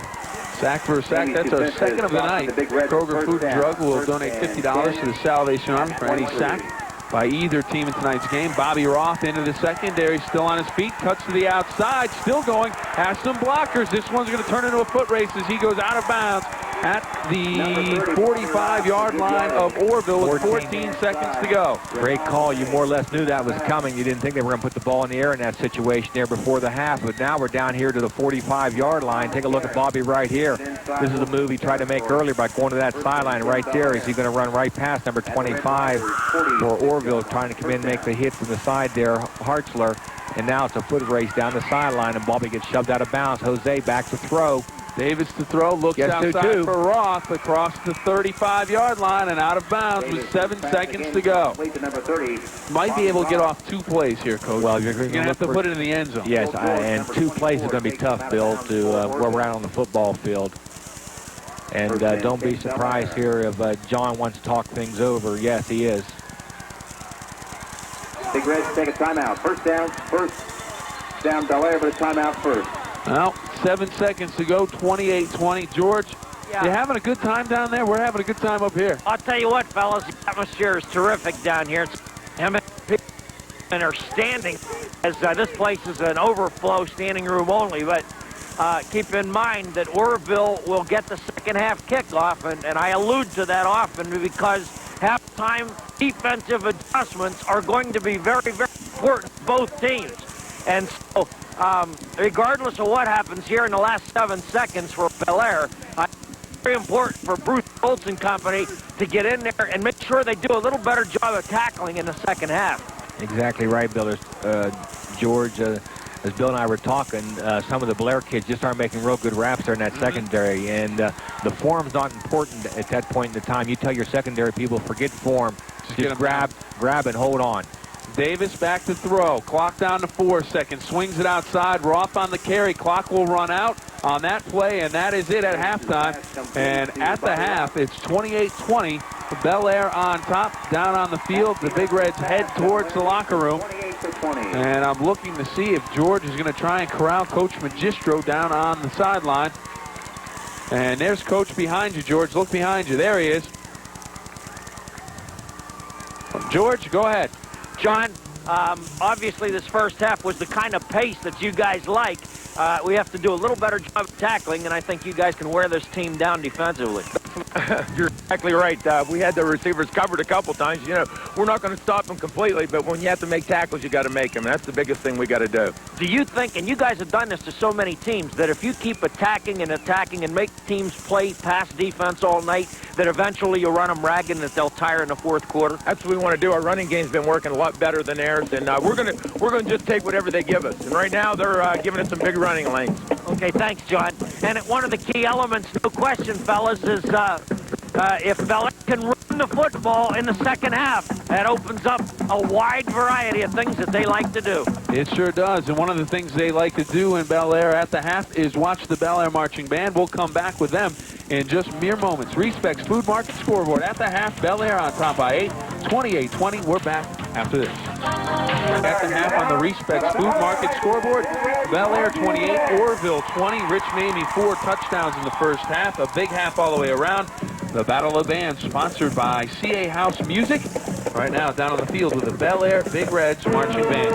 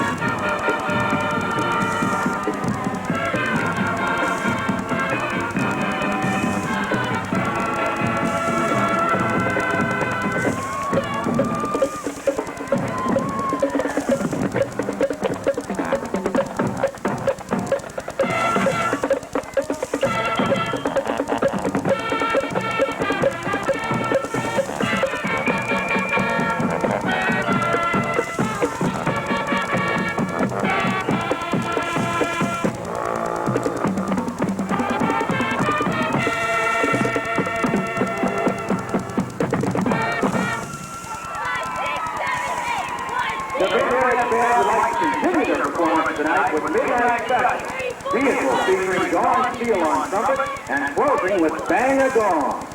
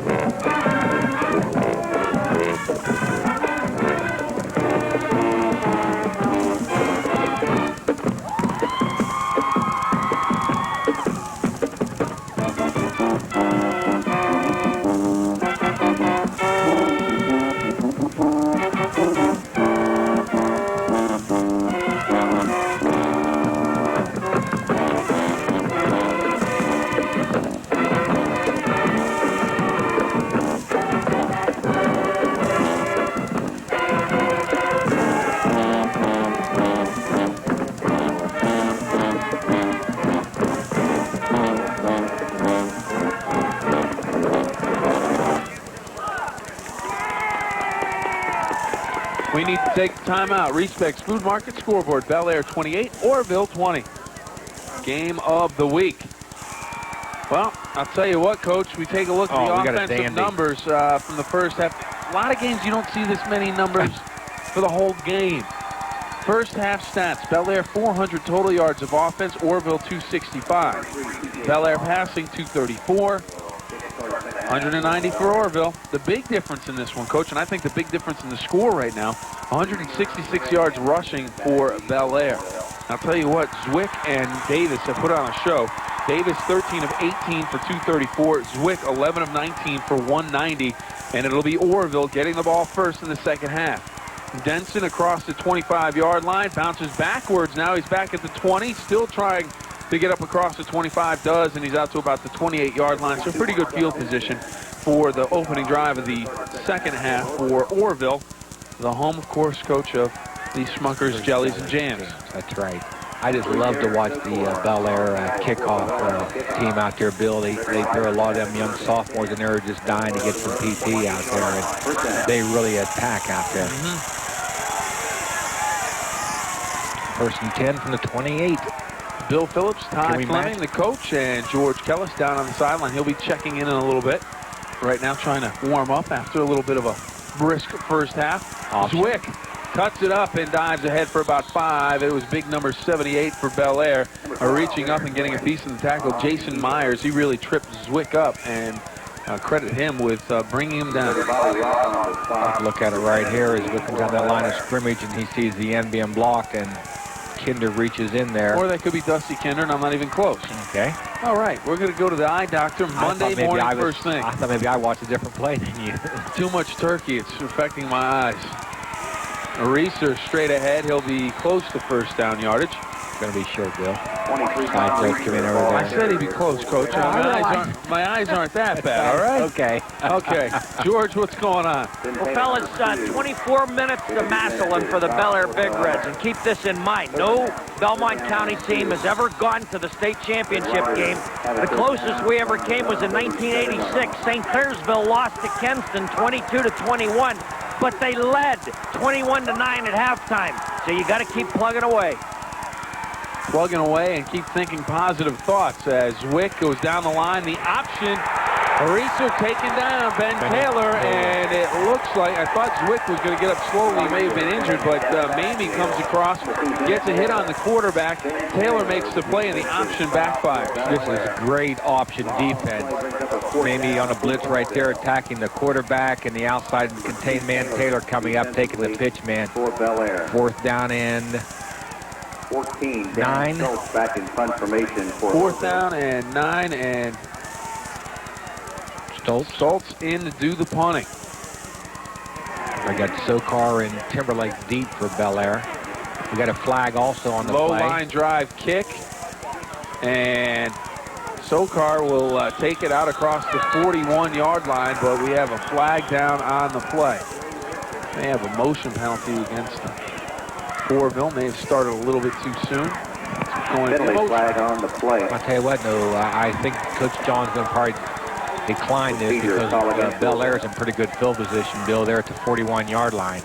Yeah, he's going to decline it. That's the indication he's giving from the sideline as we take a look at the coach and Jose Davis. And over 3,000 yards for the season passing, 234 just in the first half. Over first and 10 balls marked at the Let's see if we can match it the second half, I remember when I was playing quarterback in high school, if I got over 200 yards for the game, I was excited. 234 for a half. That's unbelievable. Run that wing T, you didn't have any 200-yard games either. Used to audible a lot. Davis to throw across the middle, incomplete. He takes a shot. And we go down to the sidelines for George Kellis. George? Well, you're talking about Jose's numbers in the first half, gentlemen. And you alluded, Billy, to the fact that he has 3,000 yards now for this season. 3,000 yards is remarkable for a quarterback in a season. A career would be exceptional for 3,000 yards in passing. He has thrown for an Ohio Valley record 6,000 plus. Davis on the draw. He's going to be short of the first down by about 4 yards, and had the ball out there in just the one hand. Makes him a little nervous, Coach. He hangs on for about a 7-yard gain. We'll call it third and a long 3. Take a look at it here, and there's Roth leading up through for him tuck it away, there. Tuck it away, tuck it away. He tucks it away as contact comes. Third down in. They're calling it 3. That's an awful long 3. I can see all the coaches on the Bellaire sideline going, oh, tuck it away. Jose, tuck it away. Jose back to pass again. Davis to the outside, and he gets it over the defender. Mamie catches, still on his feet across the 40-35. Looks for a block, no one there. Reeser will take him down at the 20, and there's the touch. Yeah, he can throw the ball. He can throw the rope, but Coach, he's got the touch. That's the touch. Swings it over the linebacker. It's like hitting that J from 25. This is 23 one heck of a pass there to Rich. Now, he did a heck of a job staying in bounds here. And Kinder, who was a deep receiver, looks back to block for him, doesn't realize there's a man deep, and Richie's trying to tell him, but Dusty was going for the crackback. Here goes... flag on the play. Mamie into the secondary and down to about the 12-yard line. I think this one's going to come back. Not much doubt, Bill. I think Mamie knew that Kinder had peeled back. I think what he was trying to do was distract the defender, get him thinking someone was going to come and hit him. Okay. We'll go for that. What the heck? Hey, as heady a ball player as Rich Mamie is, that wouldn't surprise me at all. I'll tell you what, the coverage by Hostetler on that play was right on the money, and still Davis was able to loop it in. We take a look. There's the flag. I tell you what, it came out real quick. Looked like it was thrown there on Matt, the center, that the referee was holding on. Holding is the call against Bellaire. They'll mark us off 10 yards from the spot there. Big drive here for Bellaire. They started the half up 28-20. Be great to punch one in right here and really take some air out of Orrville's sails. 1st and 20 from the 34.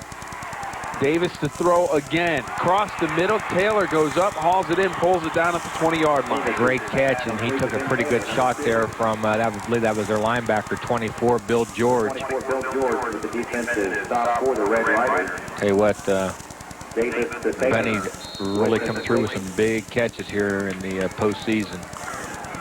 Right there, as you see George give him a greet as he comes to the ground, going to bring up 2nd down and 7. Draw. Off Mamie, and from behind, number 55, coming through for the Orrville Red Riders. John Geyser, number 55. Just grabbed him by the ankle there, Bill, or he had some running room to the sideline. Right there again, you see the offensive line giving the pass protection look there to get the receiver or the defender up the football field and just trying to sprint Richie inside that move right there, but the defensive tackle knifed underneath the block and grabbed onto him. 3rd and 6. Quarterback draw. This time it's not going to work. It won't go for 1st down yardage, but I'm thinking if you're up 8 and you have the ball on the 16 or 17 yard line, Coach, you're going to go for it on 4th. Oh, there's no doubt.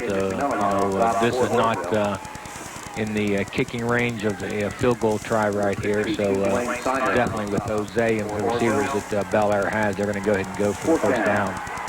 Amarante checks in. He came in with the first half. 3 catches in the first half. He split to the far side. Mamie Taylor and Kinder to the near side. Watch, back to pass, Davis Taylor across the middle. Taylor at the 5-yard line. First down, first and goal from the 5. What I was going to try to get in, Bill, as you were talking there, for the last several weeks, as we've watched Bellaire on a third down call, they love to go to Taylor on the curl patterns.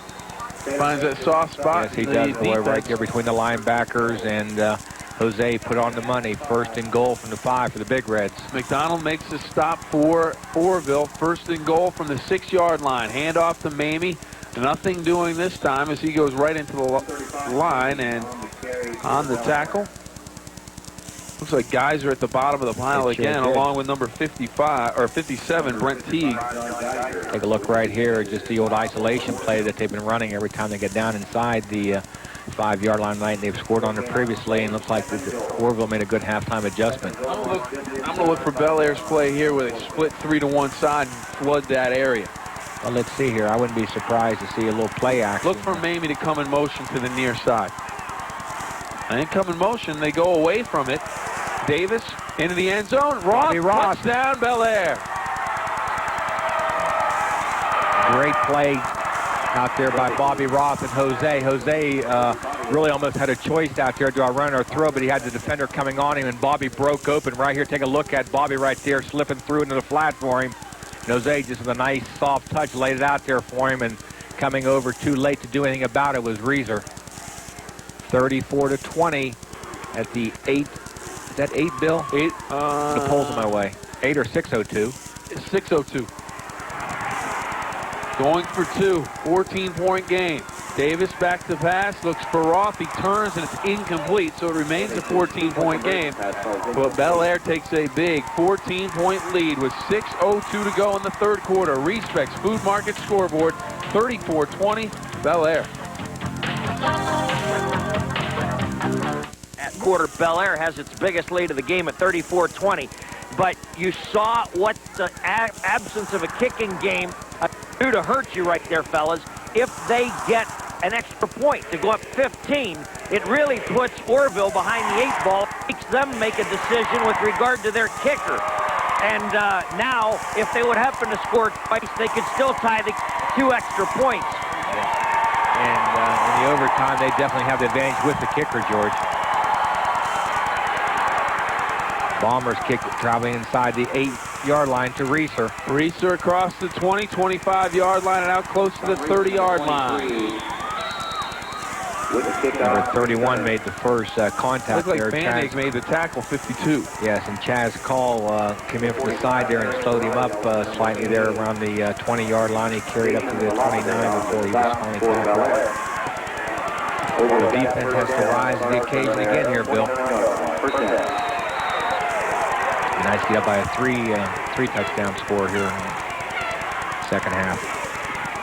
Reeser in motion. There's all the receivers out again. Zwick back to pass, and it's knocked away. Defense. Was that Roth or Mamie? Mamie. Richie Mamie, number 35, knocking away with a hand, coming in late. George? A key thing right now, fellas, is for Bellaire leading by 14 to make Orrville earn every yard. They've got to wrap, they've got to tackle. They can't give this team a 50 or 60-yard play right here because anxiety almost certainly has to set in on this team if they don't score in a hurry here in the second half. You're exactly right. To the outside to Denson, and it is incomplete. He got a hand on it, but good coverage out there by number 15 for Bellaire, and that is Clint Lekanudos. And then Mamie and Denson, not Ray, had a little contact meeting. 5:42 to go, third quarter. A quick look at it, Coach. Right here. He might have pulled that in if Clint hadn't got his hand in there. 3rd and 10. Ball at the 29-yard line. Bellaire defenders are back to the downs marker, giving room. There's that upside receiver. Zwick rolls, and he has Ray at the 45. First down out to the 47-yard line. Zwick pass is complete. Number 9, Ronald Ray. Derek Sochor bringing him down there at the 47-yard line for the Big Reds. And again, that's just the one of the most fundamental play there is out of the run and shoot. And that's the 3 receiver going there. He has the check man and then the outside man. Just made a curl pattern right there. You saw his own man about ran into him. Down at the 47-yard line. 5:22 to go. Third quarter of play. Has to be a penalty Flag against on, Orrville. flag on the play. Zwick rolling near side. He's going to keep forced out of bounds and taken down, but there's a flag on the far side of the field. And it looks like it should be motion against Orrville. Yes, they had two men move there, Bill. The outside receiver lost his balance and reset, which was fine, but the thing was they had their tailback coming in motion, and he could not continue his motion. He would have had to come to a complete stop for that to have been a legal play. As you see this man coming in motion, the receiver to the top of the field out there took a false step forward and reset himself, and the official over there quickly threw the flag Motion call against Orrville. Finley moves it back to the 42-yard line. Bellaire accepts it. 1st and 15 with 5:08 remaining in the third quarter. Bellaire on top, 34-20. This is really a key juncture in the game, Bill. Mental-wise for the Orrville Ball Club. They need a score right here, and if they don't, and they get held, and Bellaire can punch another one in. Pump fake. We're there. Jensen, the intended receiver, tipped up in the air, and he makes the grab on his back. A great catch at the 35-yard line. Timberlake there on the coverage off of their hands, and he catches it on his back. Pump fake didn't sell anybody. Let's take a look at it right here. Bellaire was in a double coverage out there. They had him low and deep right there. Timberlake tips the ball. First down to 35. Great concentration. Denson on the catch. Shades of the Lynn Swan catch in Super Bowl 10 against Dallas at midfield. Yes, sir. 4:49 now remaining in the third quarter. Orrville 1st and 10 from Bellaire 35. Reeser goes in motion, and who's snapping the ball on what count? Everybody in Orrville has a different count. Everybody was on a different page right there. Right now, Bellaire will take every break they can get by backing them up those 5 yards and giving them 5 more yards that to go into. 5-yard penalty will bring up 1st and 15. Ball spotted at the 40-yard line. 4:40 to go, third quarter. Bellaire up by 14, 34-20. First down 15. Number 1 ranked team in the state, Orrville. On the ropes right now, down 14 points. Zwick to throw. Outside for Ray. Goes up top and makes the grab. Great. No, they can wave it off. Thought he held on, Coach. It looked like it, but that side judge came sprinting down the field there, Bill, waving his arms no right off the bat. So evidently he had a real good sight there that the ball was trapped on the ground. Goes up in the air real nice. And we can't see it there, but you can see him fumbling around trying to grab onto the ball. George, what you got? Well, you can imagine how tough it is to cover 6'4" receivers in high school football, man. These two guys are taller than Herman Moore and Michael Irvin. Zwick to throw again, setting up the screen. Reeser gets a block, off to the races, inside the 25 and knocked out of bounds at about the 24-yard line. It'll bring up 3rd and about 4. Mamie knocked him out of bounds there, and take a look at the replay right here. Lekanudos tried to knife through there the screen and make it right there. You can see Clint just trying to grab onto him through the block, and Richie catches him behind him, pulls him down as gets help there. I believe that was also the safety back in there coming up to make the hit for Bellaire. That was Timberlake. 24-yard line. Bellaire got some substitutions and changes in that secondary. At the 24, Zwick to throw. Swings it out for Reeser, a little bit too wide and incomplete. Yes, Reeser just kind of made the pause there, Bill, and that's the swing check back there up that sideline coming out of the backfield there, and Zwick just let him up the ball field, and he'd already motored down and was just waiting for the ball to come to him there, and Zwick let him up the field too much. I like the chain gang official. I'm out of here. Don't want any part of any players coming and hit me. I don't have any equipment on. No, that's one thing they're taught to do to prevent any type of injury from the kids hitting into those poles over there, and that's to drop them chains and run. He's not thinking about the kids. He's getting out of the way for himself. 4:13 to go. Reeser in motion again. Zwick rolls near side. Pump fakes, looks for Denson, and in and out. in and out of the hands of Timberlake, and the ball spins to a stop, incomplete. And that would have been a big play. Oh, that sure was. I think he surprised Bobby. The ball came right to him right there. We saw a good job by Kinder making him bring the ball down, and right there, I don't know if that ball was deflected or not, but it sure was ducktailing there, and Bobby just couldn't pull it in. 3rd and 10 from the 24-yard line.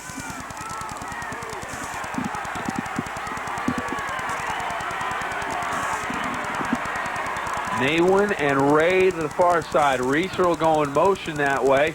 Zwick rolls that way, backside from Mamie.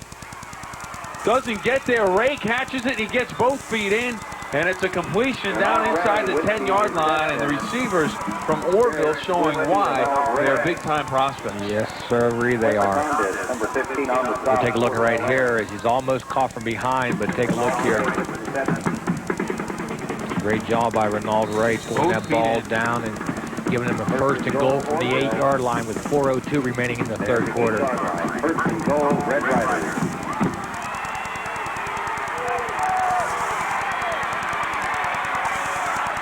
Denson, Naywin near side. Pitch, Reeser has a blocker out in front, cuts back, and is down to about the 3-yard line. That was Taylor who circled around some tacklers there from his outside linebacker spot and made the tackle there. I thought there's a crack back there that was pretty close on Kinder to getting from behind, but no flag was thrown out there. Here comes Taylor. There he comes. 2nd and goal from the 5. If I'm going to run over that left side behind Jason Gerber. 6'3", 290, big number 75 at the tackle position. Reeser goes in motion away. Look for them to throw. Zwick may run it. Little pump fake. He's going to keep. He's going to try to get to the pylon. Does. Touchdown, Orrville. In fact, they gave him the option there, Bill, of deciding if he had someone to take it to, take it. But anytime a quarterback can break that outside containment down inside that red zone, and he sees the goal line, he's taught to tuck it and go. Nice block outside by Reeser. Just enough to get him into the corner of the end zone. And they're going to go for 1 at this point, evidently. Makes sense. Sure it does. Down 14, touchdown, an extra point. Would tie it up. Right now they trail it by 8. High snap, down, Stolz up, and right down the middle. It's good. 34-27 on the Respects Food Market scoreboard. We'll take a timeout. In the 3rd quarter, Bellaire still on top. Flips the coach, Ty Fleming. And George Kellis down on the sidelines, and a long way to go. Long way to go. 34-27. This is exactly what everyone expected it would be, as we have a touchback into the end zone. The kick, it'll be a touchback. Bellaire gets the ball at the 20-yard line. 34-27. 13-14 to go in the 3rd quarter. Earlier this week, the Nacho Man Don Sloan talked with John Magistro, the head coach of Bellaire, about the Orrville team, and he said basically the defenses were going to have to step up. So far, in spots they have, but it's really whoever gets that ball last and who can get a couple scores in a row is going to win this one. Orrville just cut it to a 7-point lead. They're looking for a stop here as Davis drops the pass. They swing it out to Roth. Good coverage there, as coming up quickly from his defensive backfield position, D.K. McDonald. And that's a play that really killed Orrville in the 1st half. It looks like they made a little adjustment there in the halftime. You see Jose looking down the field, no one there. Bobby has checked for the blitz and just made a little flare pattern out there. And Jose dumped it off to him for a 2-yard gain. 2nd down, 8 from the 20-yard line with from the 22-yard line. 2:42 remaining in the 3rd quarter. Davis to throw again. Pressure. Rolls, looking for some room to run. He has some. Here he comes up the field, but he is stopped at the 22-yard line. Back to the line of scrimmage, Bill. Coming back up, and it's Hartzler, Shane Hartzler, a linebacker, and he comes up to make the stop. Actually, defensive cornerback.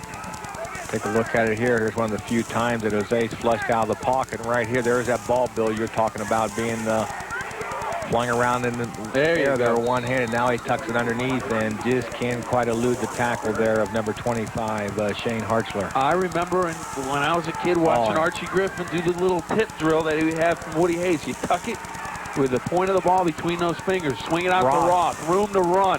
He'll have the first down. George in pursuit, and he dives and knocks him out of bounds, but not until he's gotten the first down on the tackle. Hostetler. Check that. Not George, but Hostetler. George Kellis would never try and take a Bellaire big. Not Bobby Roth at 195 pounds, the way he runs out here. You can tell that he has excellent speed. One thing that he developed over the years by being a hurdler, a thing that any young kid out there wanted to increase his speed on the track team and run the hurdles. You can see right there, Bobby has great speed for almost a 200-pound young man. Davis to throw again. Plenty of time. Still waiting. Late across the middle. Has Grant Allen. Ball's on the field, but it bounces right back up to Allen. And he gets it at the 42-yard line of Orrville. Great job of getting back on the ball there, because number 24 for Orrville, definitely Bill George went for the strip from behind, and he succeeded. And as you said, luckily the ball bounced, took a good bounce back up in the air for Grant Allen. Speaking of hurdlers, did you see Jay Novacek, the Cowboys Thanksgiving Day, just hurdle the defensive back? Man, what a run.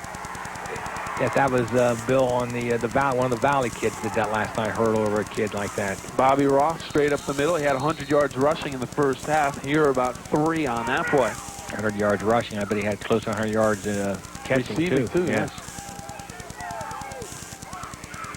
Bellaire just got so many skilled athletes. It's just hard for a defense to focus in and tell your linebackers, your secondary, key this receiver or key this running back, because with Roth and Mamie both back at any time, they're going to break one loose on you, and they just got a stable of receivers. Under a minute to go in the third. Davis swings it outside for Mamie, makes the sliding catch at the 35.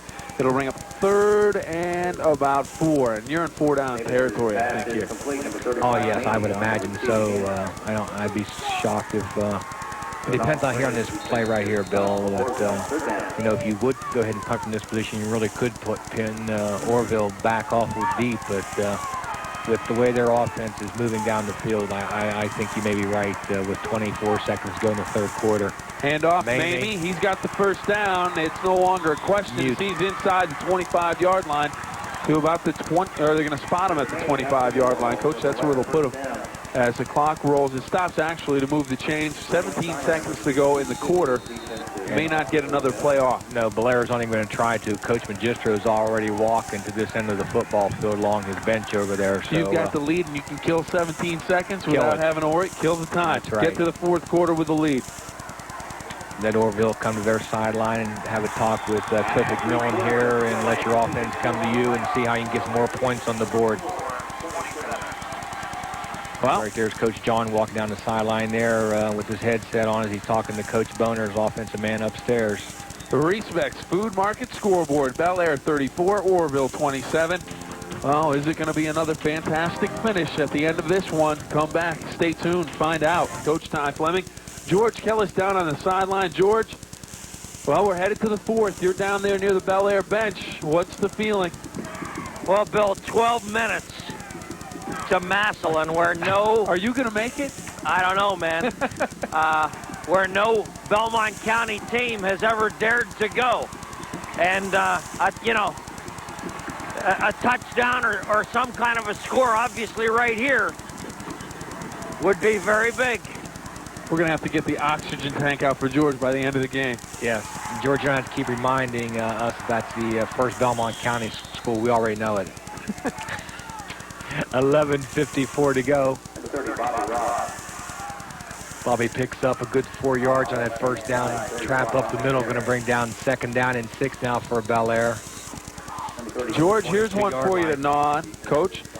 Davis now 21 of 27 for 327. Last week, he had 315 for the game. He has a new career high in passing yardage, but right now he wants to get another touchdown on the board for Bellaire as he rolls towards George Kellis. Looks in the end zone, defender slips and falls. Bobby. Touchdown, Bobby Timberlake.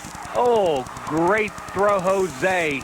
He knew that defender was going to slip on that blade of grass, Bill. He laid it out there for Timberlake, and we take now from a 7 to a 13-point lead. Here's a real important extra point right here. We take a look at it here. Good protection. Jose stops short of trying to break the contain and just lays it deep in the corner end zone for Bobby to run underneath. And you see number 23, Tommy Russer, trying to get there, but he was the safety man. The corner on that play just slipped there at the goal line, let Bobby break wide open. Well, here I can say there's a blitz. He's not going to, well, he gets it off, and it is picked off, but a good play by Jose Davis to throw it into the end zone. Yeah. Just throw it up. It's an extra point. They can't return it for any points. It's a 13-point ball game. The pressure squarely back on the shoulders of Orrville. After they cut it to 7, the defense can't withstand the pressure of Bellaire's offense. And with that 22-yard touchdown pass, 349 yards of passing so far. And we have just scratched the surface of the fourth quarter. He's looking for a 400-yard game. George Kellis is looking for that Belmont County team in the finals. Yes, sir. And let me say this. Bellaire has been on the short end of the stick throughout the playoffs with regard to giveaway takeaways. You'll recall they fumbled on their opening drive against Tusky Valley 2 weeks ago. That kind of slowed them up on a sloppy night. They did not force a turnover last week, and Mooney forced 2. Tonight, Orrville has the edge again in turnovers, 2-0. You would hope or think that sooner or later one of these teams will make a mistake. Bellaire did have an opportunity for the interception down here that could have thwarted the last drive, but they've got to make a couple of big defensive plays down the stretch here. 100% right there, Mr. Kellis, especially right now when you got Orrville down 13 going into the fourth quarter. You're really going to put a damage to their psyche if you can stop them. I'm just thinking at the end of the game, we're really going to have to help George off the field. We might not want to let him drive home tonight if Bellaire comes up with a win tonight. Well, his wife's here, and she's an RN, so she can get down there and resuscitate him. I'm not. Denson on his way back. Sideline. Get to the sideline looking for a block. He got one. He's off to the races at the 40-yard line. 30, 25, 20. He's into the end zone. No flags on the play. Touchdown, Orrville. Oh man. My.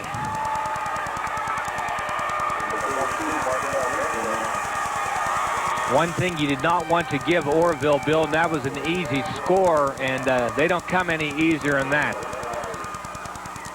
I don't think Mr. Denson would say it was easy, but he'll take it.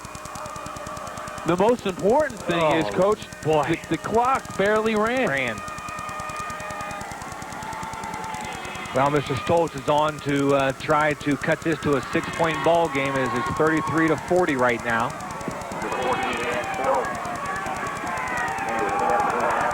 Wow.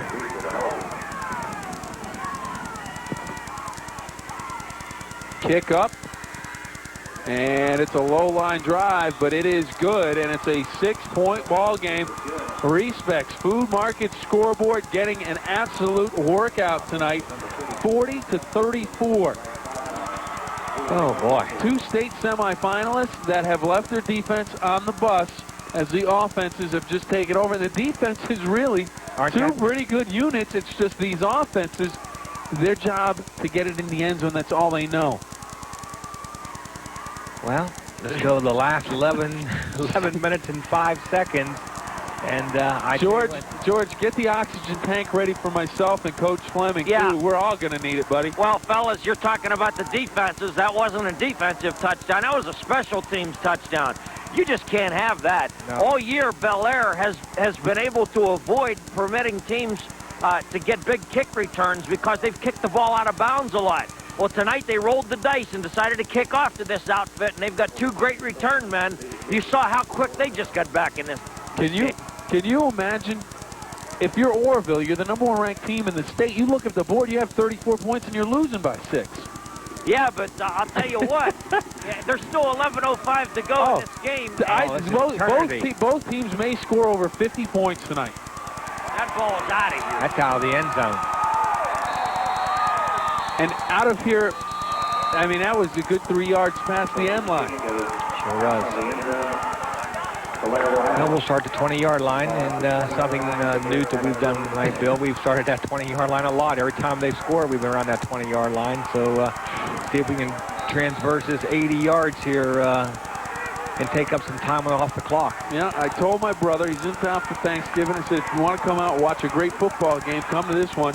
He turned me down. I'm going to have to keep him up for the game of the week. Davis back to pass. He's pressured. Roth comes up with a catch, but they're going to lose yardage. They're going to lose about 3 yards, and that's just the instincts of a receiver. If Bobby had a chance to think about it, he probably would have said, I'll just let it drop. We'll get it at the 20. Yes. He caught it, and they lost 3 yards. Right here, Orrville finally getting some pressure on Jose as he's being pulled down. He flings it out here to Bobby, and he has slipped.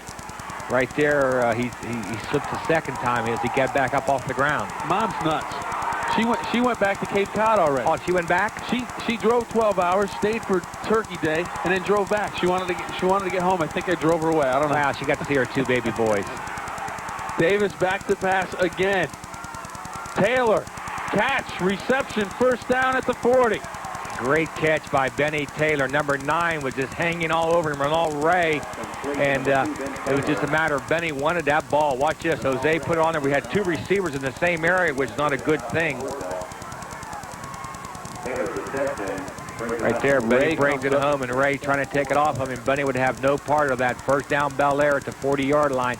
10-13 and counting. And I don't want to get any letters about calling my mom nuts. So I just mean she's a little crazy for wanting to drive that much in such a short period of time. As Mamie gets out to the 45-yard line. That's going to bring up a second and about 5, Coach. And all of a sudden, that Orrville defense back on its heels again. That's exactly where we got to keep him. And we got to take this ball down the field here, Bill, and get it back in the end zone and go for that 2 points and get it back up to a 14-point lead. This 6 points just scare the crap out of me, bud. Coach. That's Bobby Roth. I didn't need to know all that. All right. First down. All the way down to the 47-yard line of Orrville. 9:30 on that for that first down move of Bobby.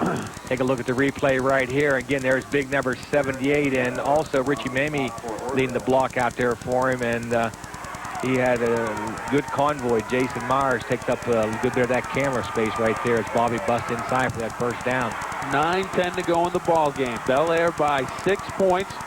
First and 10 in Orrville field, or territory, I'm trying to say. Davis rolling near side, caught from behind and spun out of bounds. Number 33 coming up quickly, the linebacker, Chris Hostetler. He takes him down. A loss, if anything, on the play. It looks like you're giving the original line of scrimmage, which is at the 47-yard line. But the good thing that Jose did not do here was put the ball up, because all the receivers were covered there. As you see, Hostetler grabbing him and wheeling him down to the ground there. And Jose jumps back up and gets back out there ready to go. Play action. Taylor wide open down the middle and incomplete. Ben Slow getting up. Come on, Benny, get up. That's the way to help him up. Good sportsmanship out there by Tom Resser. Take a look at it right here, but by just sending the 1-man deep on this pattern, allowed their safeties playing 2 deep back there, and you see them both just squeezing right there in on Benny as he almost came up with a big-time catch right there. But good coverage. You know, we had the short receivers there. We had 3 receivers short, but only sent the 1 guy on the deep post pattern there, and their 2 safeties just squeezed him. Timberlake near side. Taylor far side. Kinder drag. First down. Still on his feet and spins to about the 30-yard line. Great play, great second effort from Dusty Kinder, the big tight end. Watch this catch by this 6'3", 215-pound senior here, coming right at you. There it is, come right to your couch, folks. Now watch the effort right here. There's no way that Reeser's going to bring him down without a fight. Ball at the 30-yard line, first and 10. Well, we need the ball in the end zone, Bill. Get on the edge of the seat, and folks, and I've been there all night. Yelling. Oh, I know you have. You've got that chair rocking, bud. And Morante and Taylor to the far side. Inside handoff to Roth, and Orrville is not by. I'll tell you what, Orrville has done a better job in this half at stopping that quick little hitter from Roth. And you mentioned earlier in the game, he lines up so close, it's hard to see if he gives them the ball. He picked up 3 yards there, Bill. And, the big thing there, again, is just keeping that defense on us out there. Those defensive linemen just can't pin back their ears and try to get the pressure on Jose, and the linebackers got to respect the run in there, so it helps on the play actions. With only 7:57 to go, Orrville in a must-stop situation. Mamie into the secondary. He's across the 20 and down to the 15-yard line with another first down. And he lowered his shoulder there, and Hostetler, the linebacker for Orrville, slow getting up there, folks. Excuse me. Reeser. That's Reeser. Take a look at it right here. Watch Richie dip the shoulder and deliver the blow. Great offensive running to dish out the punishment rather than to accept it, and takes him right back on his back. What that does, Bill, is really takes a wear and tear on their leading ball carrier out of the backfield for him. 1st and 10 from the 15. And off to Mamie. This time a short gain of a couple. Clock continues to move. Clock becoming a big factor in this one. 7:22 and counting.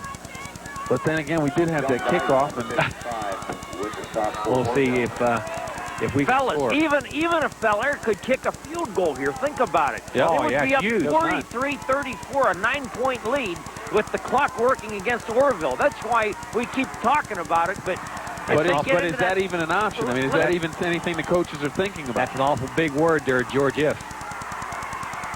Davis rolls, stops, looks, middle. Taylor climbs the ladder, makes the catch, still on his feet, and it is a He's touchdown, in there. Bellaire. Oh, Benny. Oh, great throw by Jose. Great catch by Taylor. And did he fight to get in the end zone? Oh. Huge score by Bellaire with 6:48 remaining in the game. Take a look at this. Jose, quick feet stop. Benny climbs up the ladder, bring it down, and watch him drive now. They're trying to strip the ball out of him, and Benny's going to have no part of it into the end zone. Take a look at it again, folks. This is worth watching.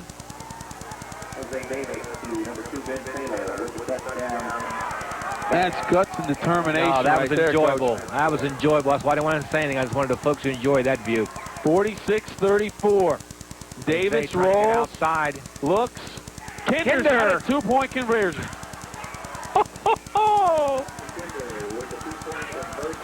What a ball game. What a ball game. Is this fun?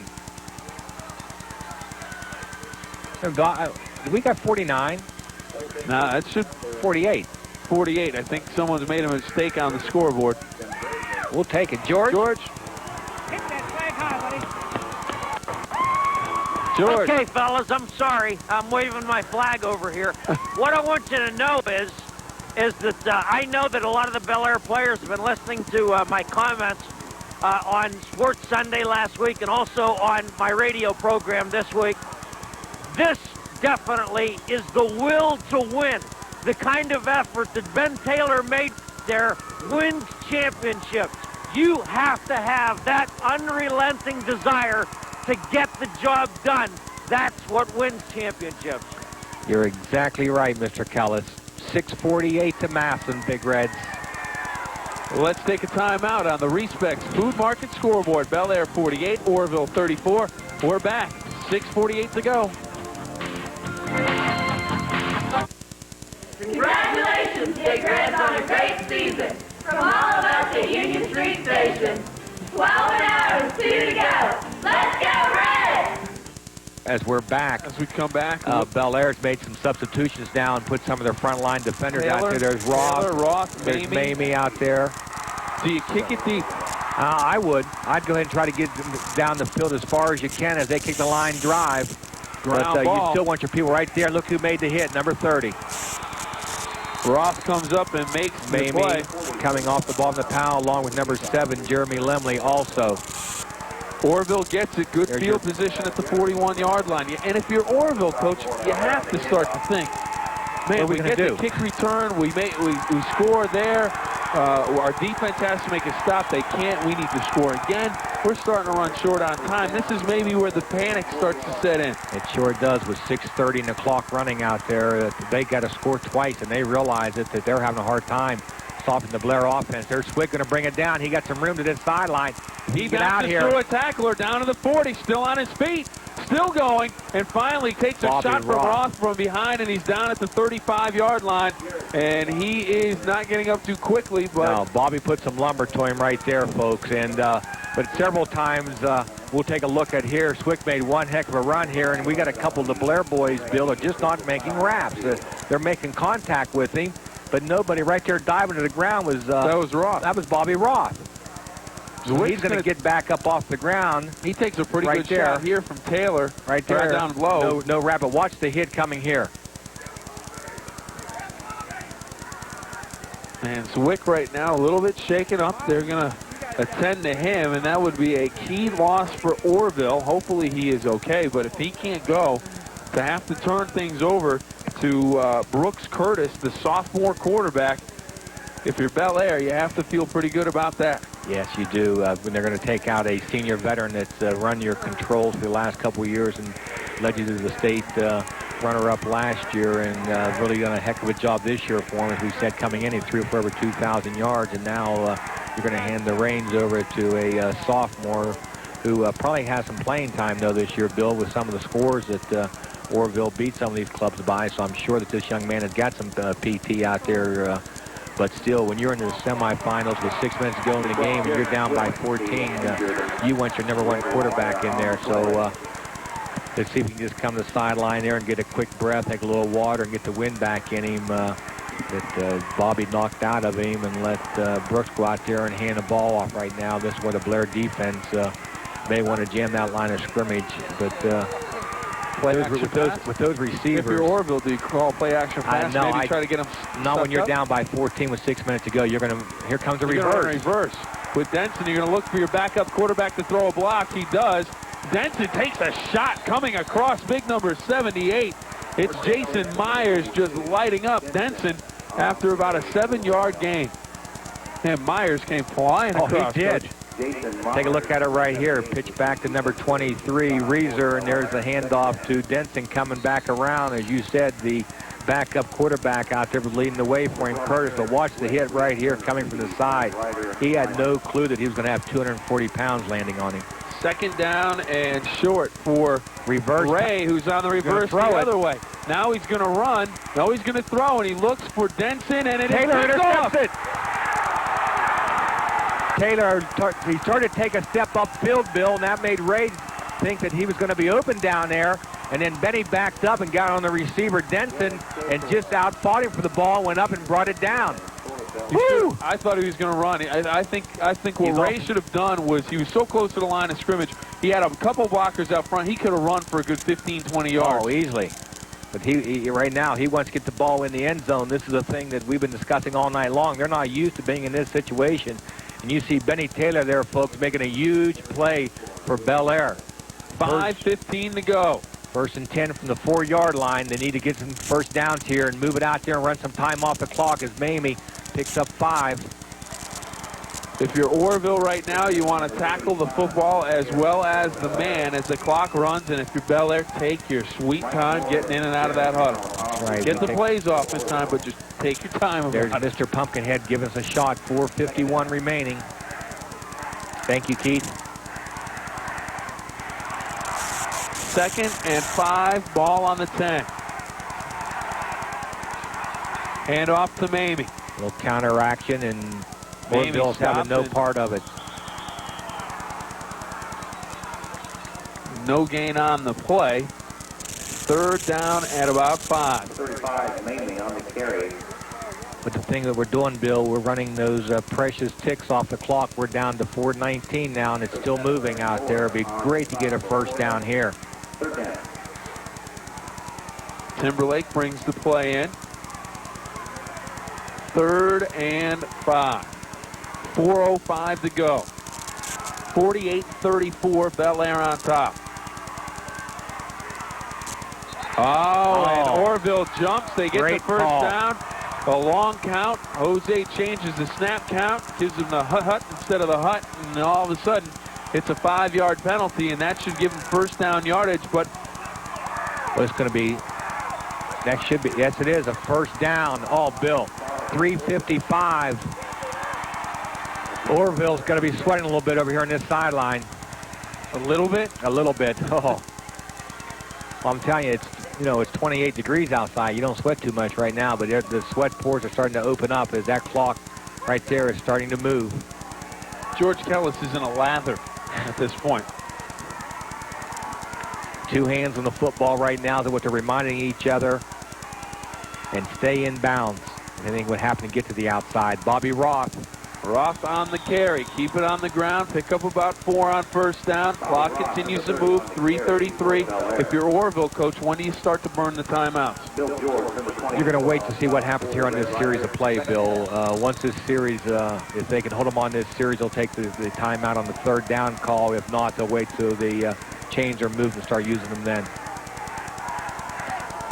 Two undefeated teams, two untied teams, 12-0. Orrville and Bellaire. Orrville #1 in the state according to all the polls. But Bellaire on top right now as Mamie into the secondary, and he's close to another first down. And I think he may have it, Coach, at the 25-yard line. That side judge over there, Bill, is putting his right foot past the 25-yard line, and that is a first down. And that is a huge first down. 2:59 to go. You can start to work the clock, and you never want to say it too early, but get your tickets out. You may have to punch them for a state championship. Right now, the Bellaire Big Reds, I'm sure that with the veterans they have out there, they know that they got to have two hands on the ball and really, they see any type of good contact coming at all. Go ahead and get to the ground. Don't let them take a big hit on you out there. And off to Roth. He spins to about the 30-yard line. But you want no big hits, Bill. We saw that here tonight there in the Houston ball game in Kansas City, that they're trying to run the clock out there, and he covered up with two hands, and a big hit just knocked the ball loose. So don't even give him a chance. Get your yardage and get to the ground with 2:34 remaining. We'll take a timeout. 2:34 to go. 48-34 on the Respects Food Market scoreboard. Orrville in all kinds of trouble. Market scoreboard 48-34. The Bellaire Big Reds alive. They are looking for a spot in the state title game. George Kellis down on the sidelines. George, 2:34 to go, buddy. What's going on? Well, it's borderline mayhem down here, fellas. They know that they are on the brink of something great, and keep in mind, you know, they made such a big deal, and everybody talked about the fact that Bellaire never had that perfect 10-0 season. For crying out loud, these guys will have 4 more wins than any Bellaire team ever has had. Second down and 5. Handoff goes to Mamie. Oh, close to the first down. Nice Another job. timeout called for by Orrville, as he'll be about a 1.5 feet short of the first down. 3rd and short for Orrville. Well, Bill, while we're watching the timeout here, why don't you read those figures that the good doctor just gave to me? The good doctor, John Simonson, gave us some stats. These are unofficial, but I'm sure they're as close and as accurate as they can be. Jose Davis, George, and everybody out there watching this one, 25 of 33 for 400 beans. 400 yards passing, George. Did you hear that? Hey, Bill, can you hear me? Yes, I can. Now, let me tell you something. Can people honestly tell me that this kid is not a Division I big-time quarterback? What are these people thinking? I'm not going to tell you that. You know, I mean, look at all the big plays he made throughout his career, and he has saved his best for last. This is Orrville. They gave up 14 points. Was their poorest output on defense all year, and he has destroyed this team. He did it last week against Cardinal Mooney. He saved the best for last. Well, a first down here. 3rd and about 2 for Bellaire. Davis rolls near side. Going to tuck it. Tuck the ball and away. He's going to go down at the 30-yard line. Won't get the first, so Bellaire will have to kick the football away. And Orrville may get another crack at it. Coach, if I'm Orrville, I'm sending the kitchen sink. Oh, yes, there's 11 men up on the line of scrimmage. Or, excuse me, 10 men on the line of scrimmage. You're going to have one guy back just so the ball doesn't hit and roll away down the field on you. So he's going to put a 10-man rush up there, I'm sure. Timeout called by Orrville. They are out of timeouts now, Coach. That is it for their timeouts. A good one. You don't want to let Bellaire just run the clock down. So what will happen now is Bellaire will talk about it. Orrville will talk about it. Look for the 2-minute offense. Look for an offense that will try to get to the sideline on every play. A big punt, a key here for Bellaire. Yes, the Bellaire offensive staff there tried to catch the Orrville team trying to pound up the middle there, and Jose gave the fake inside and tried to get him to the outside there, but they had real good defensive assignment positions there, and Ney went out there. Jeremy Ney with number 80 stayed at home, and his linebacker came up and helped him there, and they took Jose down for a 3-yard loss. So we're looking now at 4th down and 5 with 2:18 to go, and here comes an all-important punt for Bellaire. One of these two teams will play the Versailles Tigers in the state championship game. They advanced today with a 15-14 win over Ironton, a team that Bellaire just throttled earlier in the season. And right now, Bellaire, they would be facing Versailles if they can hang on to their lead. 2:18 to go. They lead at 48-34. Snap good, kick away, nice a high hanging kick It'll be Ray at his 40-yard line. Up the middle, over the 50-yard line. He'll go down at the Bellaire 49. 1st and 10 for Orrville there. They have 2:07, and they are down. Red Riders have it 1st and 10. 48-34. 2:07. 50 yards for them to cover and an onside kick, Bill. A lot of work to do if you're Orrville. A lot of work to do if you're Orrville. A lot of work to do if you're Bellaire. The Bellaire secondary people. There's Jose came into the secondary now. Things they normally do in an obvious passing situation. Bellaire's going to bump. That ball's intercepted. What a block thrown out there, too. Lekanudos on the reception as he goes out of bounds at the 38-yard line. Let the celebration begin with 1:50 to go. Orrville has no timeouts. Bellaire will snap it and put a knee down or maybe run it. But this one is all but over, and if there's a fat lady out there singing, you know why, because you got your ticket out and you're getting it punched for a state title bid. Take a look at it right here. You see Lekanudos up here in a bumping situation. He bumps and then turns back for the ball. And the ball is just sliding. Look at the block right there thrown. That's Benny Taylor laying out the receiver out there for Orrville. Now, great job out here by Clint. Lekanudos as George Callis was just frozen stiff in his tracks over there. I'll tell you, in their prevent. Handoff, Mamie straight ahead. And that is going to be about 5 yards. It doesn't matter, though. It's the clock that's the most important thing. Right now, George, you may get swarmed down there on the field as Bellaire students are starting to surround this field as they want to get out on the field and celebrate as the clock continues to move inside of 1:30 to go. 1:33, the official put the ball in play, Bill, so Bellaire can take it down to 1:10 before they snap the ball. 1:08 would be a penalty, so take it down to about a 1:10 and snap the ball. Handoff, Mamie, and he is down. Clock inside of 1:10 to go now. George, before you take off all your clothes, if you can grab, remember, you've been sick, George. If you can grab the head coach, John Magistro, at the end of this one for some post game, I'd love to hear his thoughts on this one. 58 seconds, the ball was put in play. And we're going to take 25 off of that. You're always coaching, aren't you? You're always coaching. That's one thing you practice out there on the field. You put the clock on during the year and let your quarterback view that clock out there so he knows when to snap the ball. Ben Taylor is the safety, and he keeps moving further and further back as Davis puts the knee down with 32 seconds to go. Take your time getting up so he's dead. He'll put the ball into play. Right about now. Yeah, that's it, Bill. We don't have to snap it. That's 24 seconds. The Bellaire Big Reds are headed to the state championship game. They'll take on the Versailles Tigers. The #1 team in the state of Ohio has been knocked off by the Bellaire Big Reds. They're headed to the state championship round. Those teams starting to come onto the field to congratulate each other as the Bellaire student body is also coming onto the field. And the announcer is trying to get the fans to stay off the field, but that's going to be an awful tough job to have anybody stay off the field after a victory like that. December the 2nd, see you in Massillon. Oh, is that going to be a good one? Well, George talked about it throughout the playoffs. No Belmont County team has ever reached the state championship game in Ohio. Well, that has changed tonight. Mark it down on the calendar. November 25th, 1995, the Bellaire Big Reds become the first team in Belmont County to reach the state championships in the Ohio playoffs. But there's one more hurdle to clear. It's Versailles, a team that hasn't been beaten in quite some time. George Kellis down on the field. He is looking for the head coach. Right here, okay, George, go ahead. Go ahead, George. All right, John Magistro, this has to be, if last week wasn't the greatest moment of your coaching career, keep talking a big week. Why do you feel? Another night. It's real happy for everybody. I told the guys before, it's not like we're done here by accident. We worked real hard. These kids deserve everything.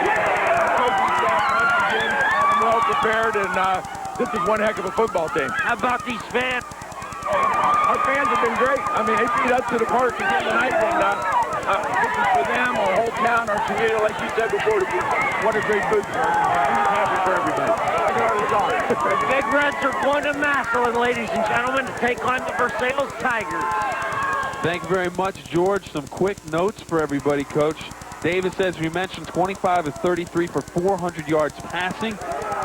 Roth finished with 124 yards rushing. Mamie 100 yards rushing. A well-balanced attack. When you get 225 on the ground and 400 beans in the air, it's hard to get beat, it's Coach. Real tough to get beat. And your heart has to go out for Orrville. They came in ranked number 1. They scored 34 points, but it just wasn't enough. It was not enough. Bellaire comes up a winner, 48-34, in one of the most entertaining high school football games. I said this at the end of last week's game against Mooney, but this is one that will go down, and people will talk about this one for a long, long time. The one they want to talk about even more, you got to wait about 7 days. 7 days, and believe me, the coaching staff, we saw him here right in front of us, Bill, from Versailles. He was here scouting tonight, and they're going to have some sleepless nights trying to figure out a way to stop this Bellaire offense. But folks, we'll see you in Massillon next Saturday night, Bill. Sack for a sack, a couple of them tonight, $100. Kroger Food and Drug Salvation Army, $100 going to the Salvation Army. A fantastic program there, a fantastic program down on the field celebrating a state semifinal win. Bellaire is headed to the state championship game. Our final score once again, 48-34. Bellaire a winner. Until next time, everybody. Until next week, state championship Saturday. We'll see you.